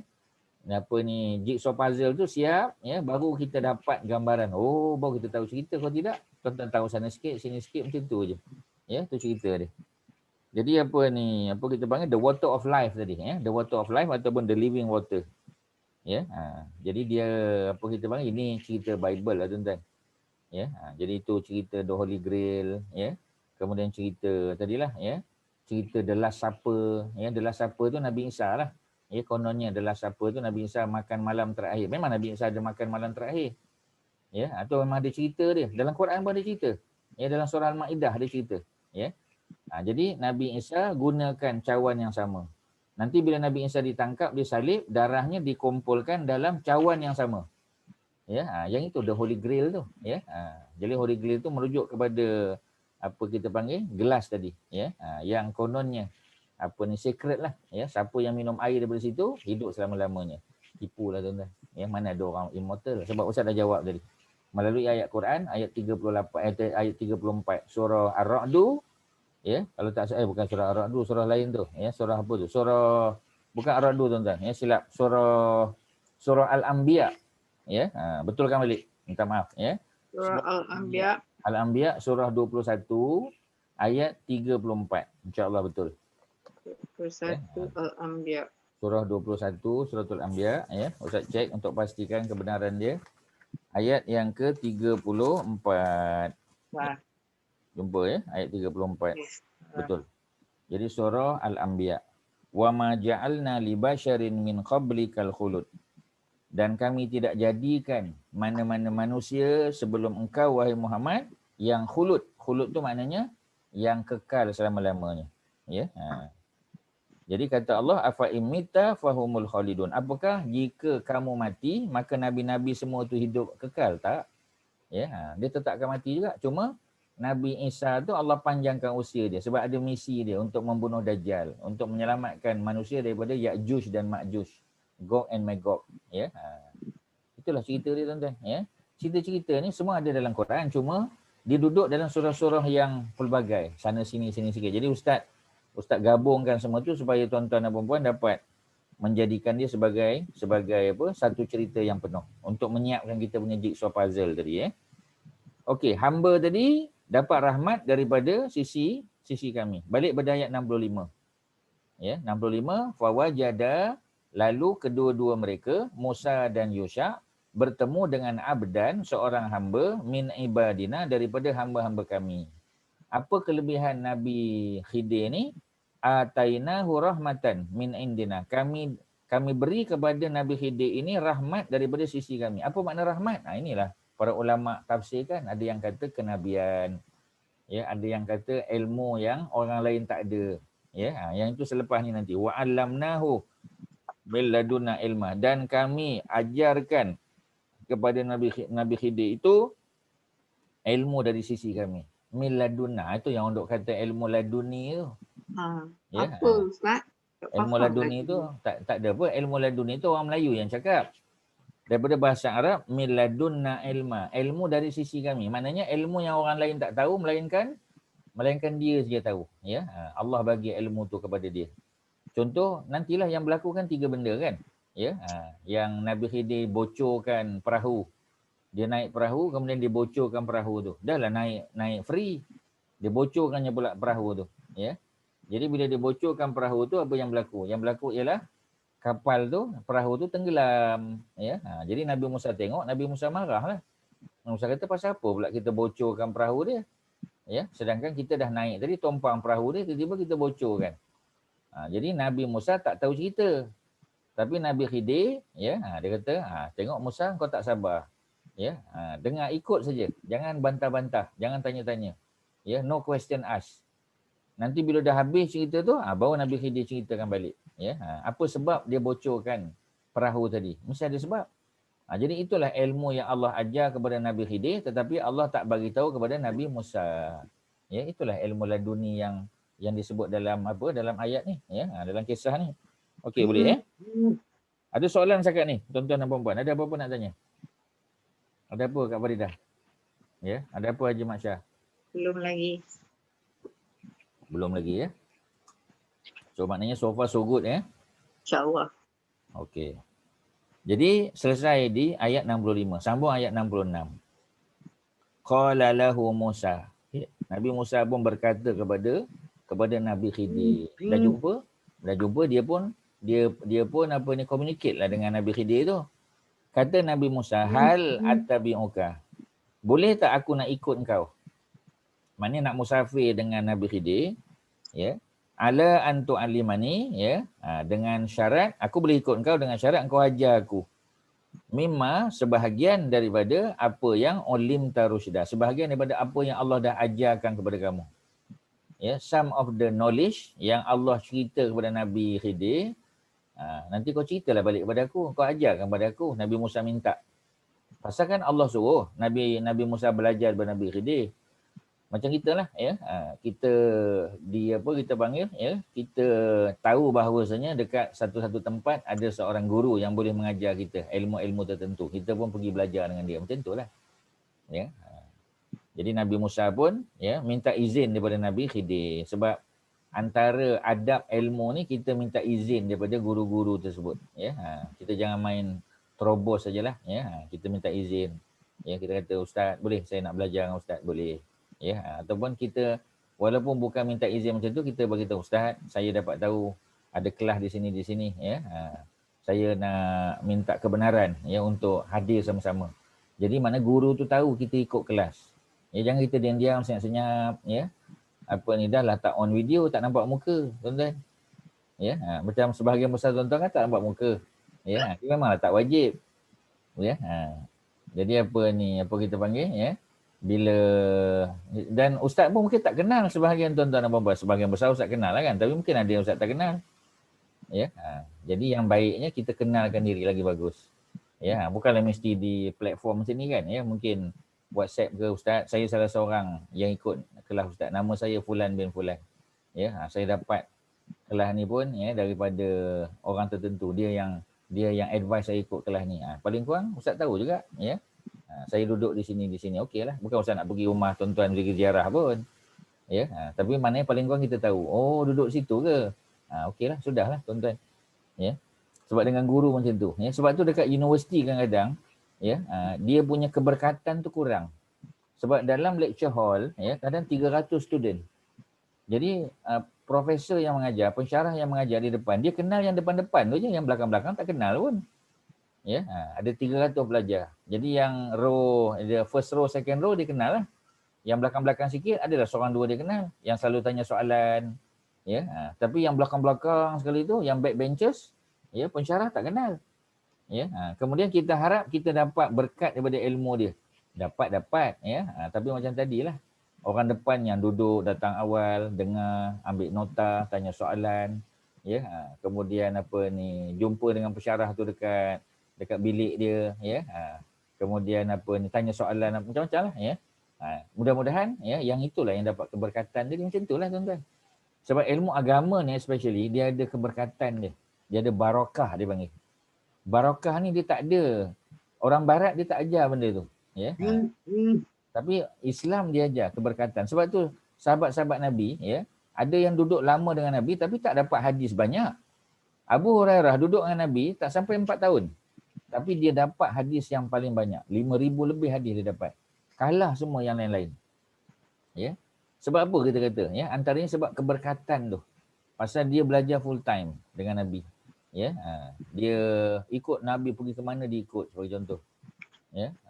Bukanlah maknanya tuan-tuan dengan ustaz kena macam tu dah. Ya. Mana-mana ustaz pergi Kelantan pun dia ikut. Ustaz tidur di holiday villa pun dia ikut. Bukan macam tu. Ya. Tapi maknanya nak bagi tahu ya. Paling kurang kita kenalkan diri kita kepada ustaz-ustaz tu. Ya, paling kurang. Tak kira lah bukan ustaz ni saja, ustaz mana-mana lah ya. Supaya ada hubungan antara student dengan guru. Ya, dan benda tu ada keberkatan dia. Ya.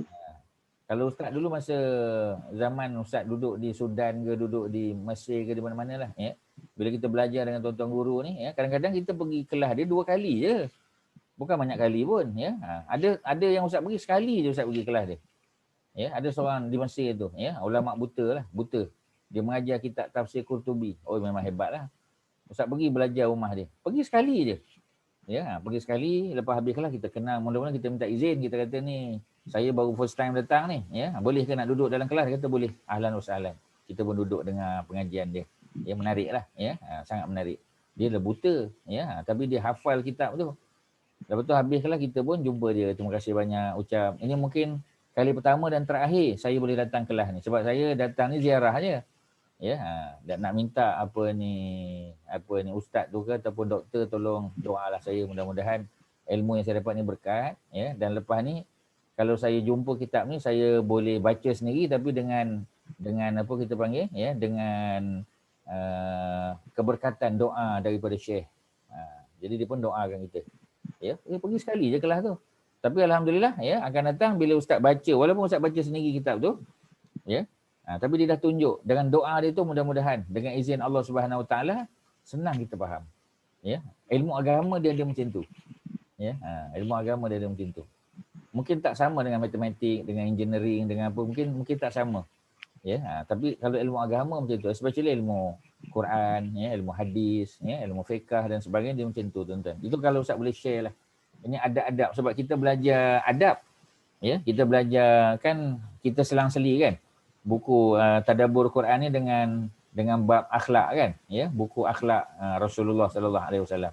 Jadi antara akhlak yang tu ialah ya, buat hubungan yang baik dengan guru kita, ya, dengan orang yang mengajar kita. Mudah-mudahan ilmu tu walaupun kita jumpa seminggu sekali kita kata, tapi alhamdulillah kita dapat. Mudah-mudahan dipermudahkan macam tu. Ya. Okey, itu Ustaz dah apa kita panggil, ya, dah keluar daripada topik asal lah, ya. Kita balik kepada perbincangan kita. Jadi Nabi Musa, ya, minta izin untuk ikut Nabi Khidir. Ayat 60-66. Ya, dengan syarat Nabi Khidir ajar dia. Kata Nabi Khidir ayat 67, qala, kata Nabi Khidir, innaka, sesungguhnya engkau wahai Musa, lan tastati'a ma'iya sabra. Kata Nabi Khidir, Musa, engkau tak boleh sabar dengan aku ni. Ya, nanti kau tengok benda-benda yang pelik-pelik, ya. Engkau tak boleh sabar, kau tanya, kau kritik, kau macam-macam, ya. Itu kata Nabi Khidir. Kemudian Nabi Khidir sambung ayat 68, kata Allah, wa kaifa tasbiru ala ma lam tuhit bihi khubra. Bagaimana engkau boleh bersabar apa yang kau tak tahu, kau tak ada ilmu pengetahuan. Macam tadi kan? Macam kita kata Nabi Khidir bunuh, Nabi Khidir bocorkan perahu tadi. Nabi Musa kan tak tahu cerita. Dia bukan tahu cerita. Sebab Nabi Musa duduk di Mesir. Dia datang ke negeri yang bukan negeri dia. Sudan ni kan bukan negeri Nabi Musa. Nabi Musa kan di Mesir. Ya, tapi oleh kerana Allah suruh dia cari Nabi Khidir, tu yang dia cari tu. Ya, sampai jauh, ya, sampai ke selatan dia cari. Jadi apa yang berlaku, ya? Yang berlaku ialah kata Nabi Khidir, engkau tak ada ilmu. Ya. Qala, kata Nabi Musa, satajiduni, ya, engkau akan mendapati aku wahai Khidir, insya-Allah, jika Allah izin, sabira, seorang yang sabar. Dan Nabi Musa kata, insya-Allah aku sabar. Aku takkan tanya-tanya soalan, aku takkan komen-komen. Ya, dia belum ikut lagi, dia tak tahu, ya. Dia janji macam tu. Wala a'si laka amra, aku tidak akan menyalahi urusanmu. Kalau Nabi Khidir buat, Nabi Musa tak akan kritik. Nabi Musa tak akan komen. Ya, itu kata Nabi Musa sebab dia belum kena uji lagi. Ya, dia rasa dia boleh sabar. Qala fa ini taba'tani fala tas'alni. Maka Nabi Khidir kata, okey, tak apa kalau macam tu. Fa ini taba'tani. Kalau engkau betul-betul nak ikut aku wahai Musa, ayat 70, ayat 70, fala tas'alni an syai'. Jangan kau tanya apa-apa. Do not ask me anything. Do not ask me. Jangan tanya apa-apa. Kau datang, kau ikut je. Jangan tanya, jangan tak mau tak tanya-tanya. Ya, jangan cakap itu, jangan cakap ini, ya. Sebab Nabi Khidir bagi syarat. Fala tas'alni an syai'in. Hatta sehinggalah uhdisalaka minhu zikra. Sehinggalah aku bagi tahu engkau apa sebenarnya keadaan tu. Pasal apa aku bocorkan perahu tadi? Pasal apa aku bunuh budak muda ni? Pasal apa aku buat begini, buat begitu? Ya, jadi dia akan bagi tahu kemudian. Fantalaqa. Nabi Musa pun kata okeylah. Fantalaqa. Lalu kedua-duanya pun bertolak, ya, mula bergerak. Hatta sehinggalah iza raqiba, ketika mereka menaiki fisafinah, ya, mereka menaiki satu kapal, satu perahu, kharaqaha. Tiba-tiba bila dah sampai ke tempatnya, Nabi Khidir dia bocorkan perahu tersebut. Ya, dibocorkannya. Mana perahu tu? As-safinah. Safinah tu kapal atau perahu. Ya. Qala, kata Nabi Musa. Nabi Musa tengok pun Nabi Musa dah tak puas hati lah. Sebab Nabi dan Rasul bila dia tengok sesuatu yang tak betul, dia kena tegur. Ya, bukan makna dia tak sabar, tak, dia kena tegur. Dan dia tak tunggu-tunggu, dia tegur masa tu juga. Kata Nabi Musa, qala, ya, wahai Nabi Musa, wahai Khidir, akharaqtaha, adakah engkau lubang, ya, engkau buat lubang pada kapal itu, pada bot itu, litughriqa ahlaha, supaya, ya, dia punya apa kita panggil, orang yang naik atas perahu tadi, tughri, ya, litughriqa, kamu nak tenggelamkan orang yang naik atas perahu tadi, atas kapal tadi, ya, kau nak tenggelamkan dia.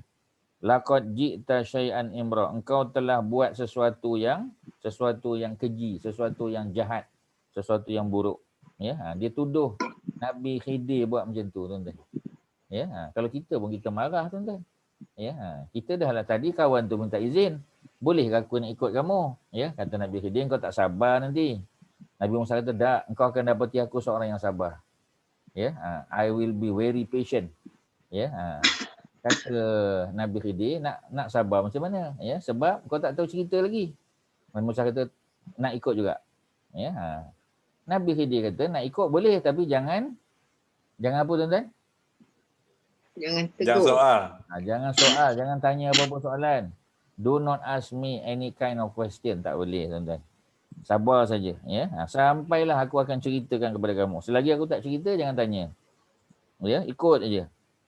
Jadi mana boleh macam tu? Nabi Musa punya kaedah, kalau kita tengok sesuatu yang salah dari segi syarak, ya, mana boleh? Dahlah kita naik percuma, tak ada bayar apa-apa, kita lubangkan pula.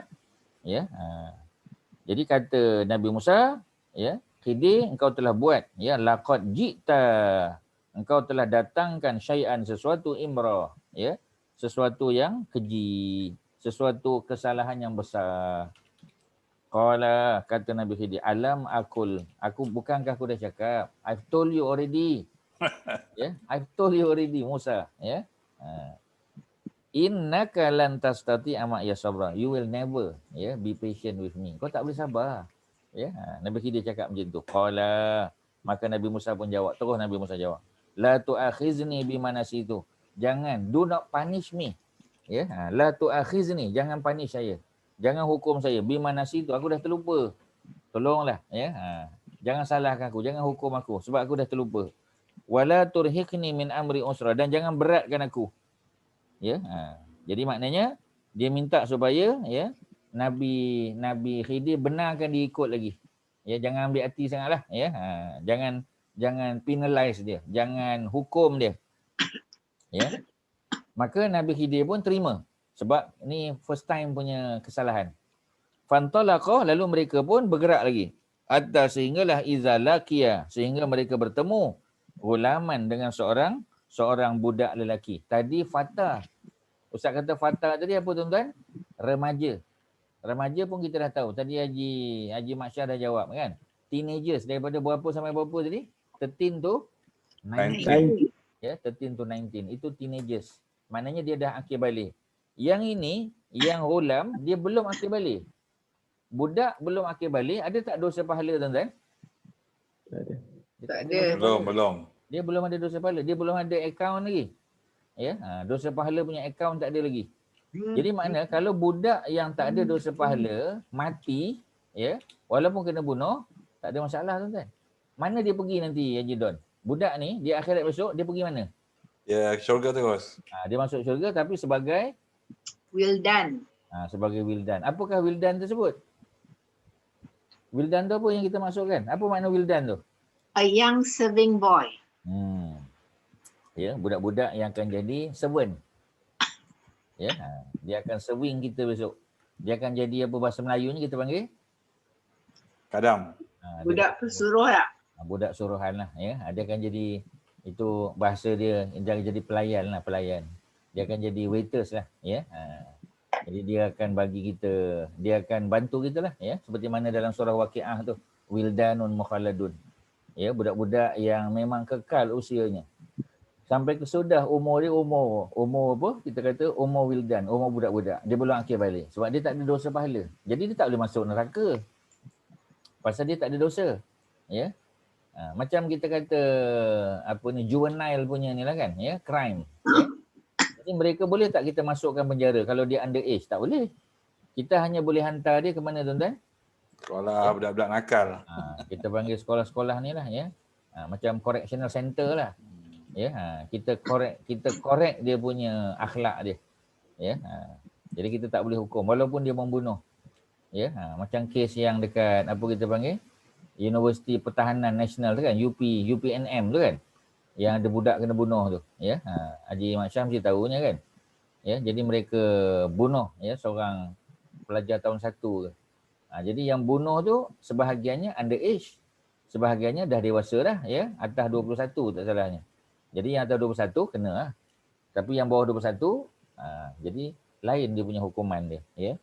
Jadi budak-budak ni dia apa ni yang mereka jumpa tadi ialah apa, gulaman. Gulam dia underage, dia belum ada dosa pahala. Dia belum akil balik lagi. Faqatalahu, jumpa je dibunuhnya budak ni. Dia kanak-kanak ni. Qala, kata Nabi Musa, aqatalta nafsan. Khidir, adakah kau bunuh, ya, satu jiwa yang zakiyah, jiwa yang bersih. Jiwa bersih itu sebab apa? Sebab tak ada dosa. Ya. Masalahnya dia memang tak ada dosa, tapi dia pun tak ada apa? Tuan-tuan, dosa memang tak ada. Dia juga tidak ada dosa, tak ada. Apa lawan bagi dosa? Pahala tak ada. Pahala pun tak ada. Maknanya budak-budak kecil, anak kita, cucu kita, kalau dia di bawah umur, ya, maknanya dia belum akil balik, kalau dia sembahyang dapat pahala tak, tuan-tuan?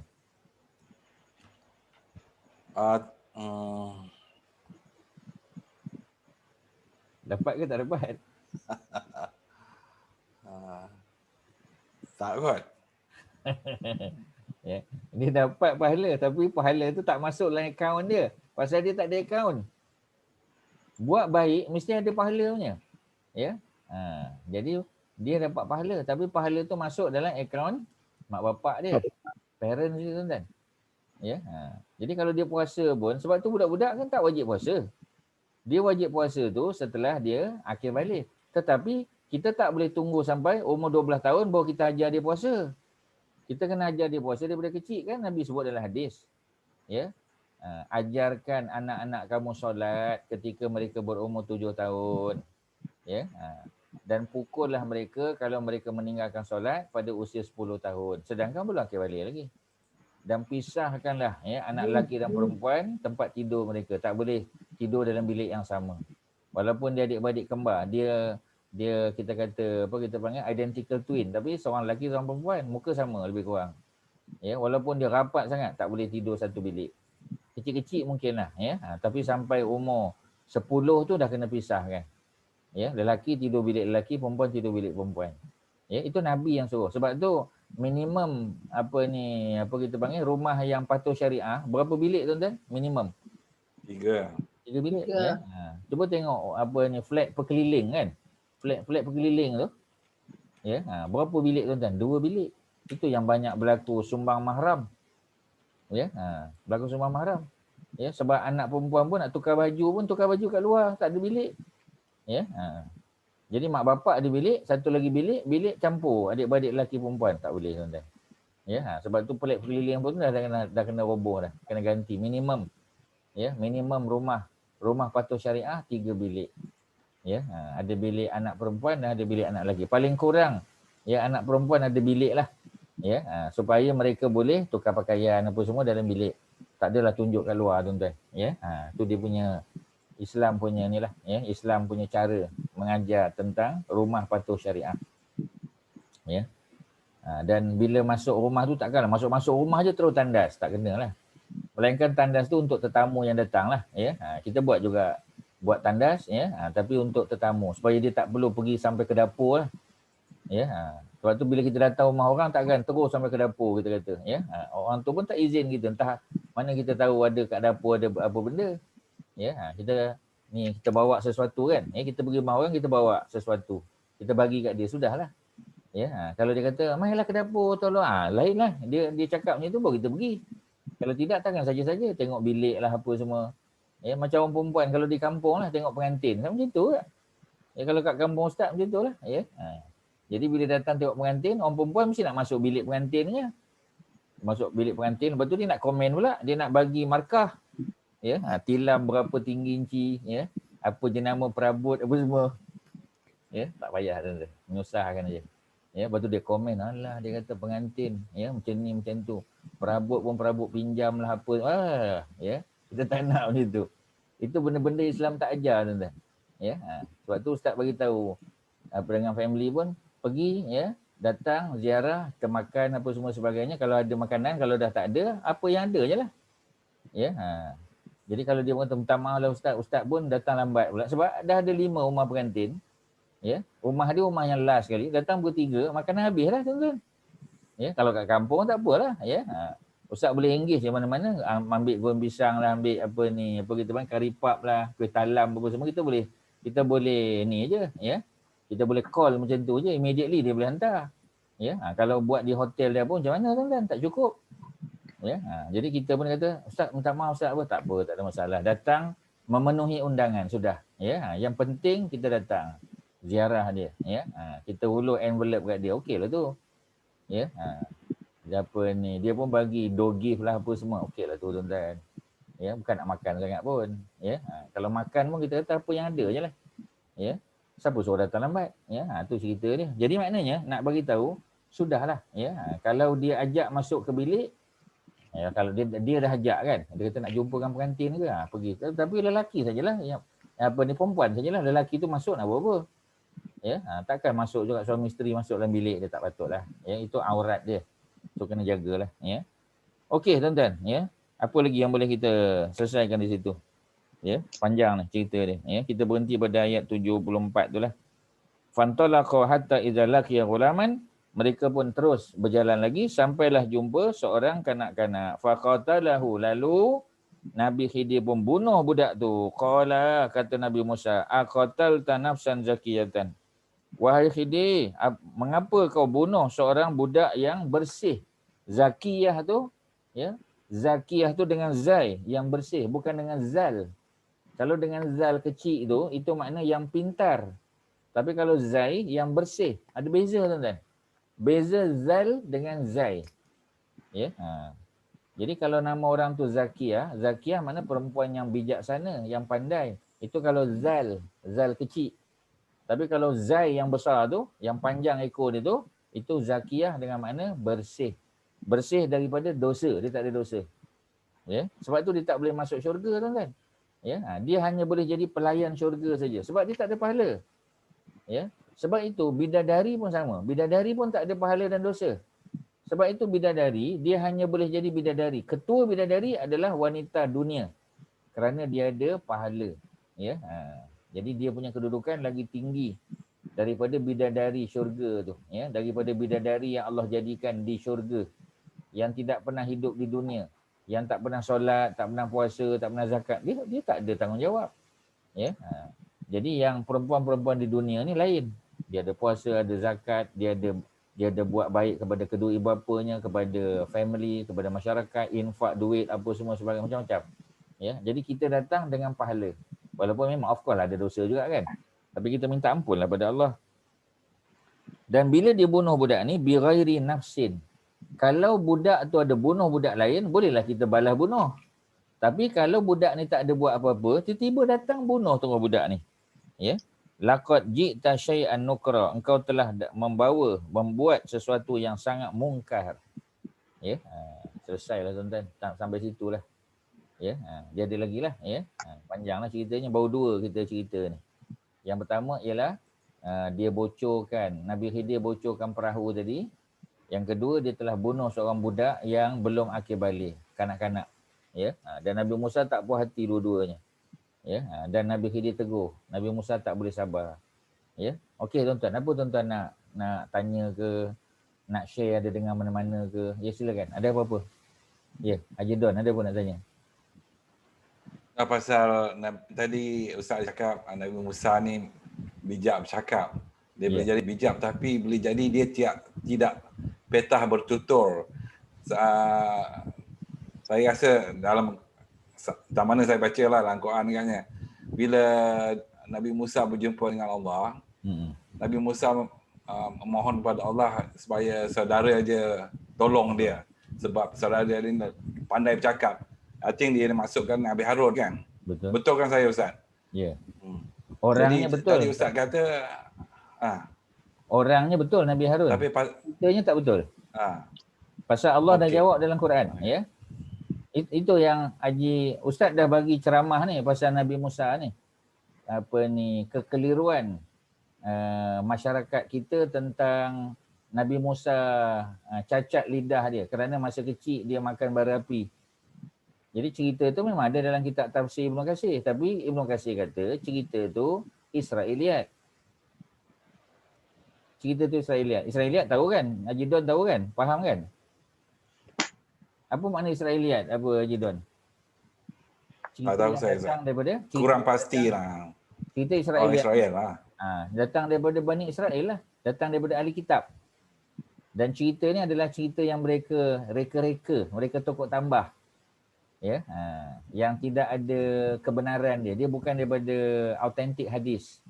Sebab tu para ulama dalam tafsir dia bawa juga cerita-cerita yang macam ni. Tetapi dia bawa cerita ni untuk bagi tahu kepada masyarakat this story is not true. Tapi dia kena bawa dalam kitab tafsir. Sebab tu dalam cerita-cerita para ulama sehebat Ibnu Katsir, ya, itu belum Imam Tabari ke Qurtubi, dia bawa cerita-cerita macam tu. Dia bawa tu bukan nak suruh orang percaya, tapi nak bagi tahu supaya orang jangan percaya. Tuan-tuan faham kan? Ya, dia bukan saja-saja bawa tu, dia ada sebab, ya. Jadi jangan kita kata Ibnu Katsir pun cerita, memang dia cerita, tapi dia cerita nak bagi tahu bahawasanya kisah tu tak benar. Yang benarnya kat mana? Yang benarnya ialah dalam ayat, ya, surah apa kita panggil, ya, surah Asy-Syu'ara. Allah dah bagi jawapan ayat 12 dan 13. Nanti Haji Don balik, Haji Don boleh baca. Surah Asy-Syu'ara surah 26. Ya, ayat 12 ayat 13 ada cerita dia. Jadi ustaz dah bagi dia punya kuliah ni, ya, di apa ni, FB online, apa ni, Masjid Bukit Damansara. Ya, ustaz rasa apa ni, Kak Maziah pun dah share, ya, dengan tuan-tuan. Ustaz tak pasti sama ada apa, tapi dalam apa kita panggil, ya, dalam website apa Masjid Bukit Damansara memang ada lah, ya. Kuliah tu masih ada lah, ya, sebab mereka rakam. Jadi bila mereka rakam tu memang kuliah tu ada. Tuan-tuan boleh tengok balik lah, ya. Kuliah tu lebih kurang setengah jam lah, ya. Setengah jam. Ustaz tak pasti, nanti tanya balik pada Kak Maziah. Ya, Kak Maziah boleh bagi detail lah cerita tu. Ustaz dah cerita tu. Ya. Jadi jawapan tu jawapan Quran. Quran yang kata mengapa Nabi Musa kelu lidah dia. Ya, malah yang doa tu, Rabbi syrah li sadri wa yassir li amri, itu dalam surah Taha memang ada Allah ajar doa pada Nabi Musa.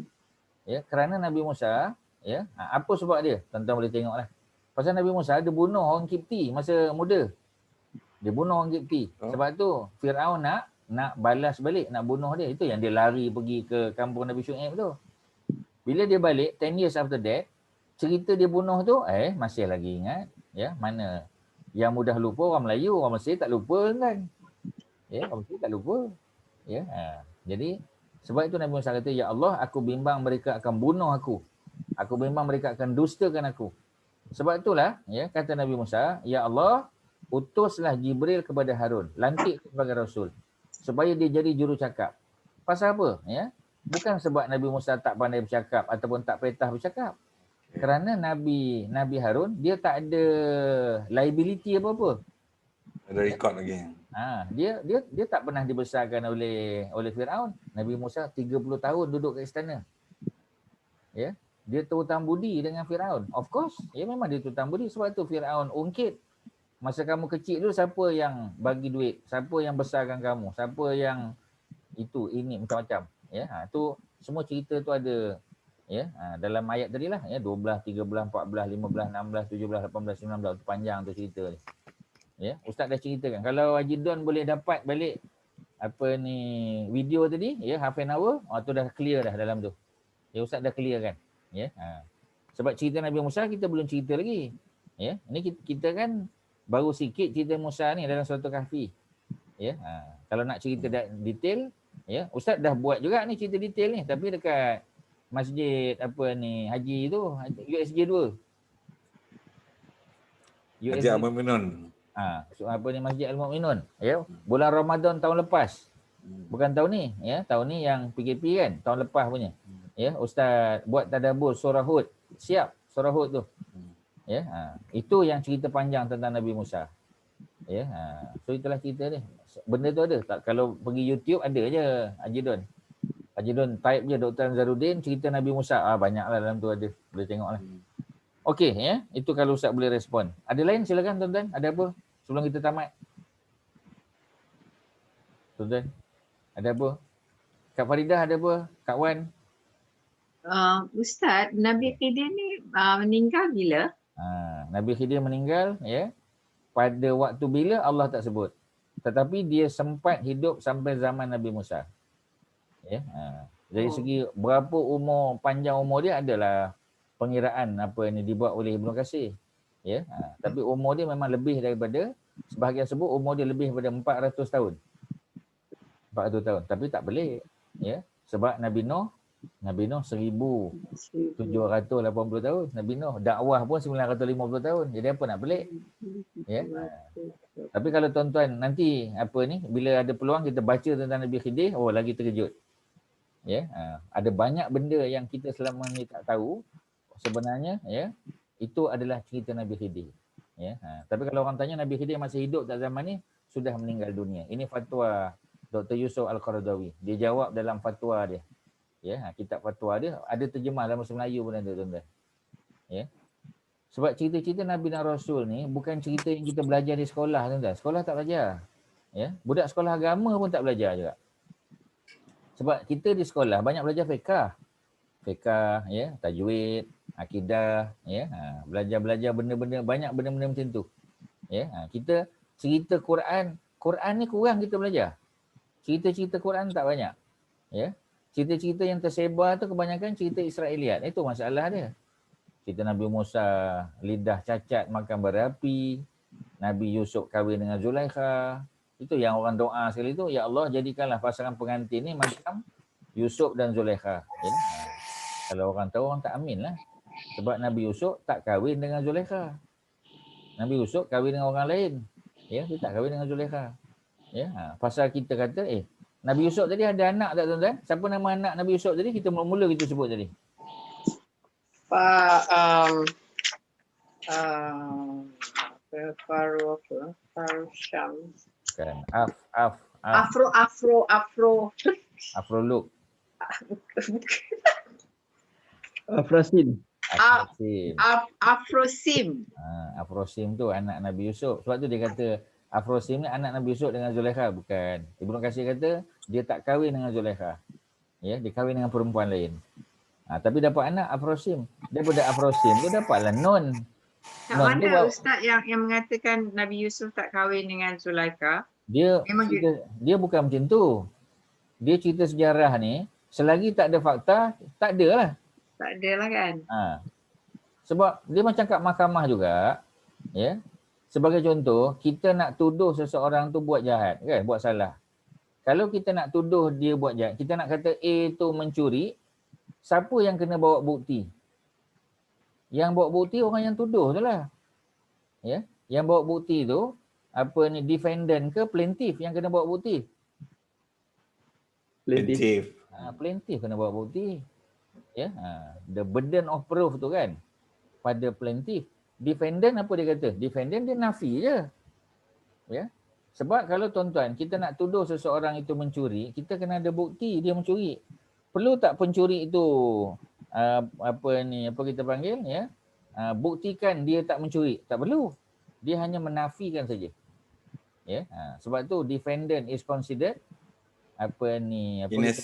innocent until he is proven guilty, ya. Semua orang tahu tu benda tu. Itu daripada dalam syariah pun sama juga.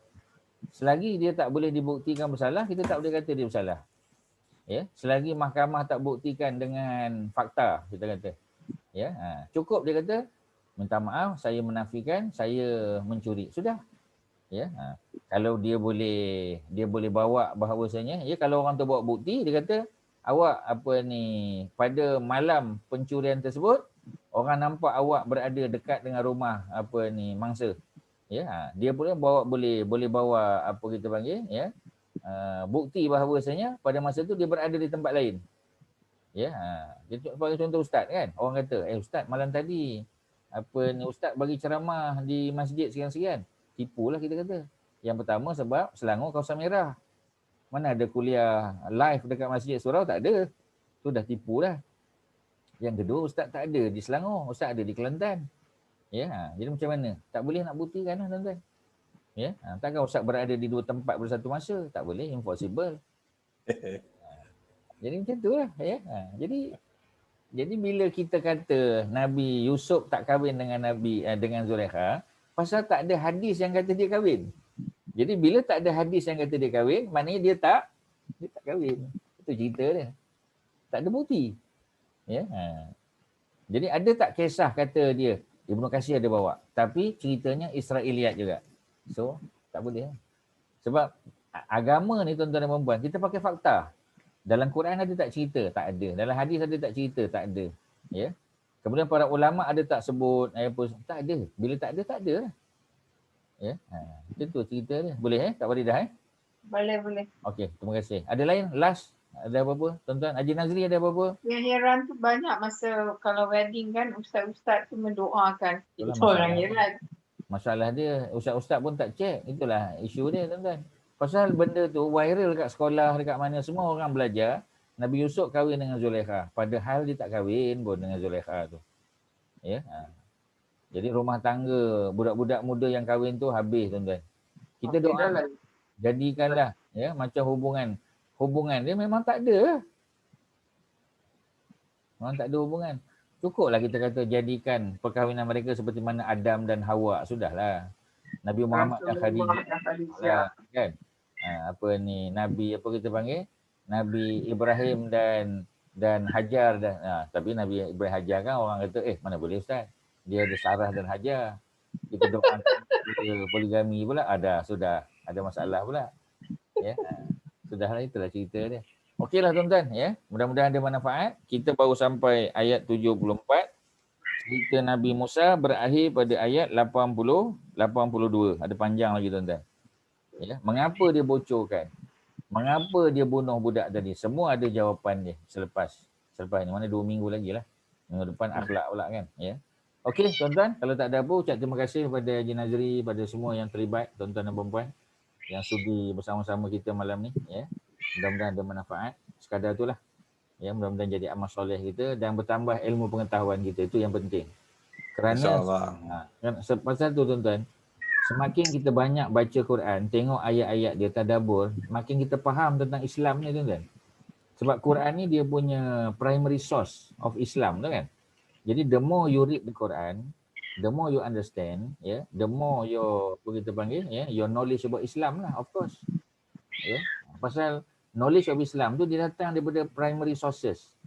And the primary sources 2 je, Quran dan hadis Nabi. Itulah cerita dia. Okey, terima kasih tuan-tuan. Mudah-mudahan ada manfaat. Wassallallahu ala sayyidina Muhammadin wa ala alihi wasahbihi wasallam. Alhamdulillahirabbil alamin. Assalamualaikum warahmatullahi wabarakatuh. Waalaikumsalam. Jazakallah Ustaz. Wa antum wa jazakumullah khairan. Terima kasih kepada semua. Terima kasih Ustaz. Sama. Terima kasih semua kena datang hadir. Terima kasih Nazri dan semua. Sama-sama. Semoga semua sihat walafiat. Selamat insya-Allah, amin. Amin.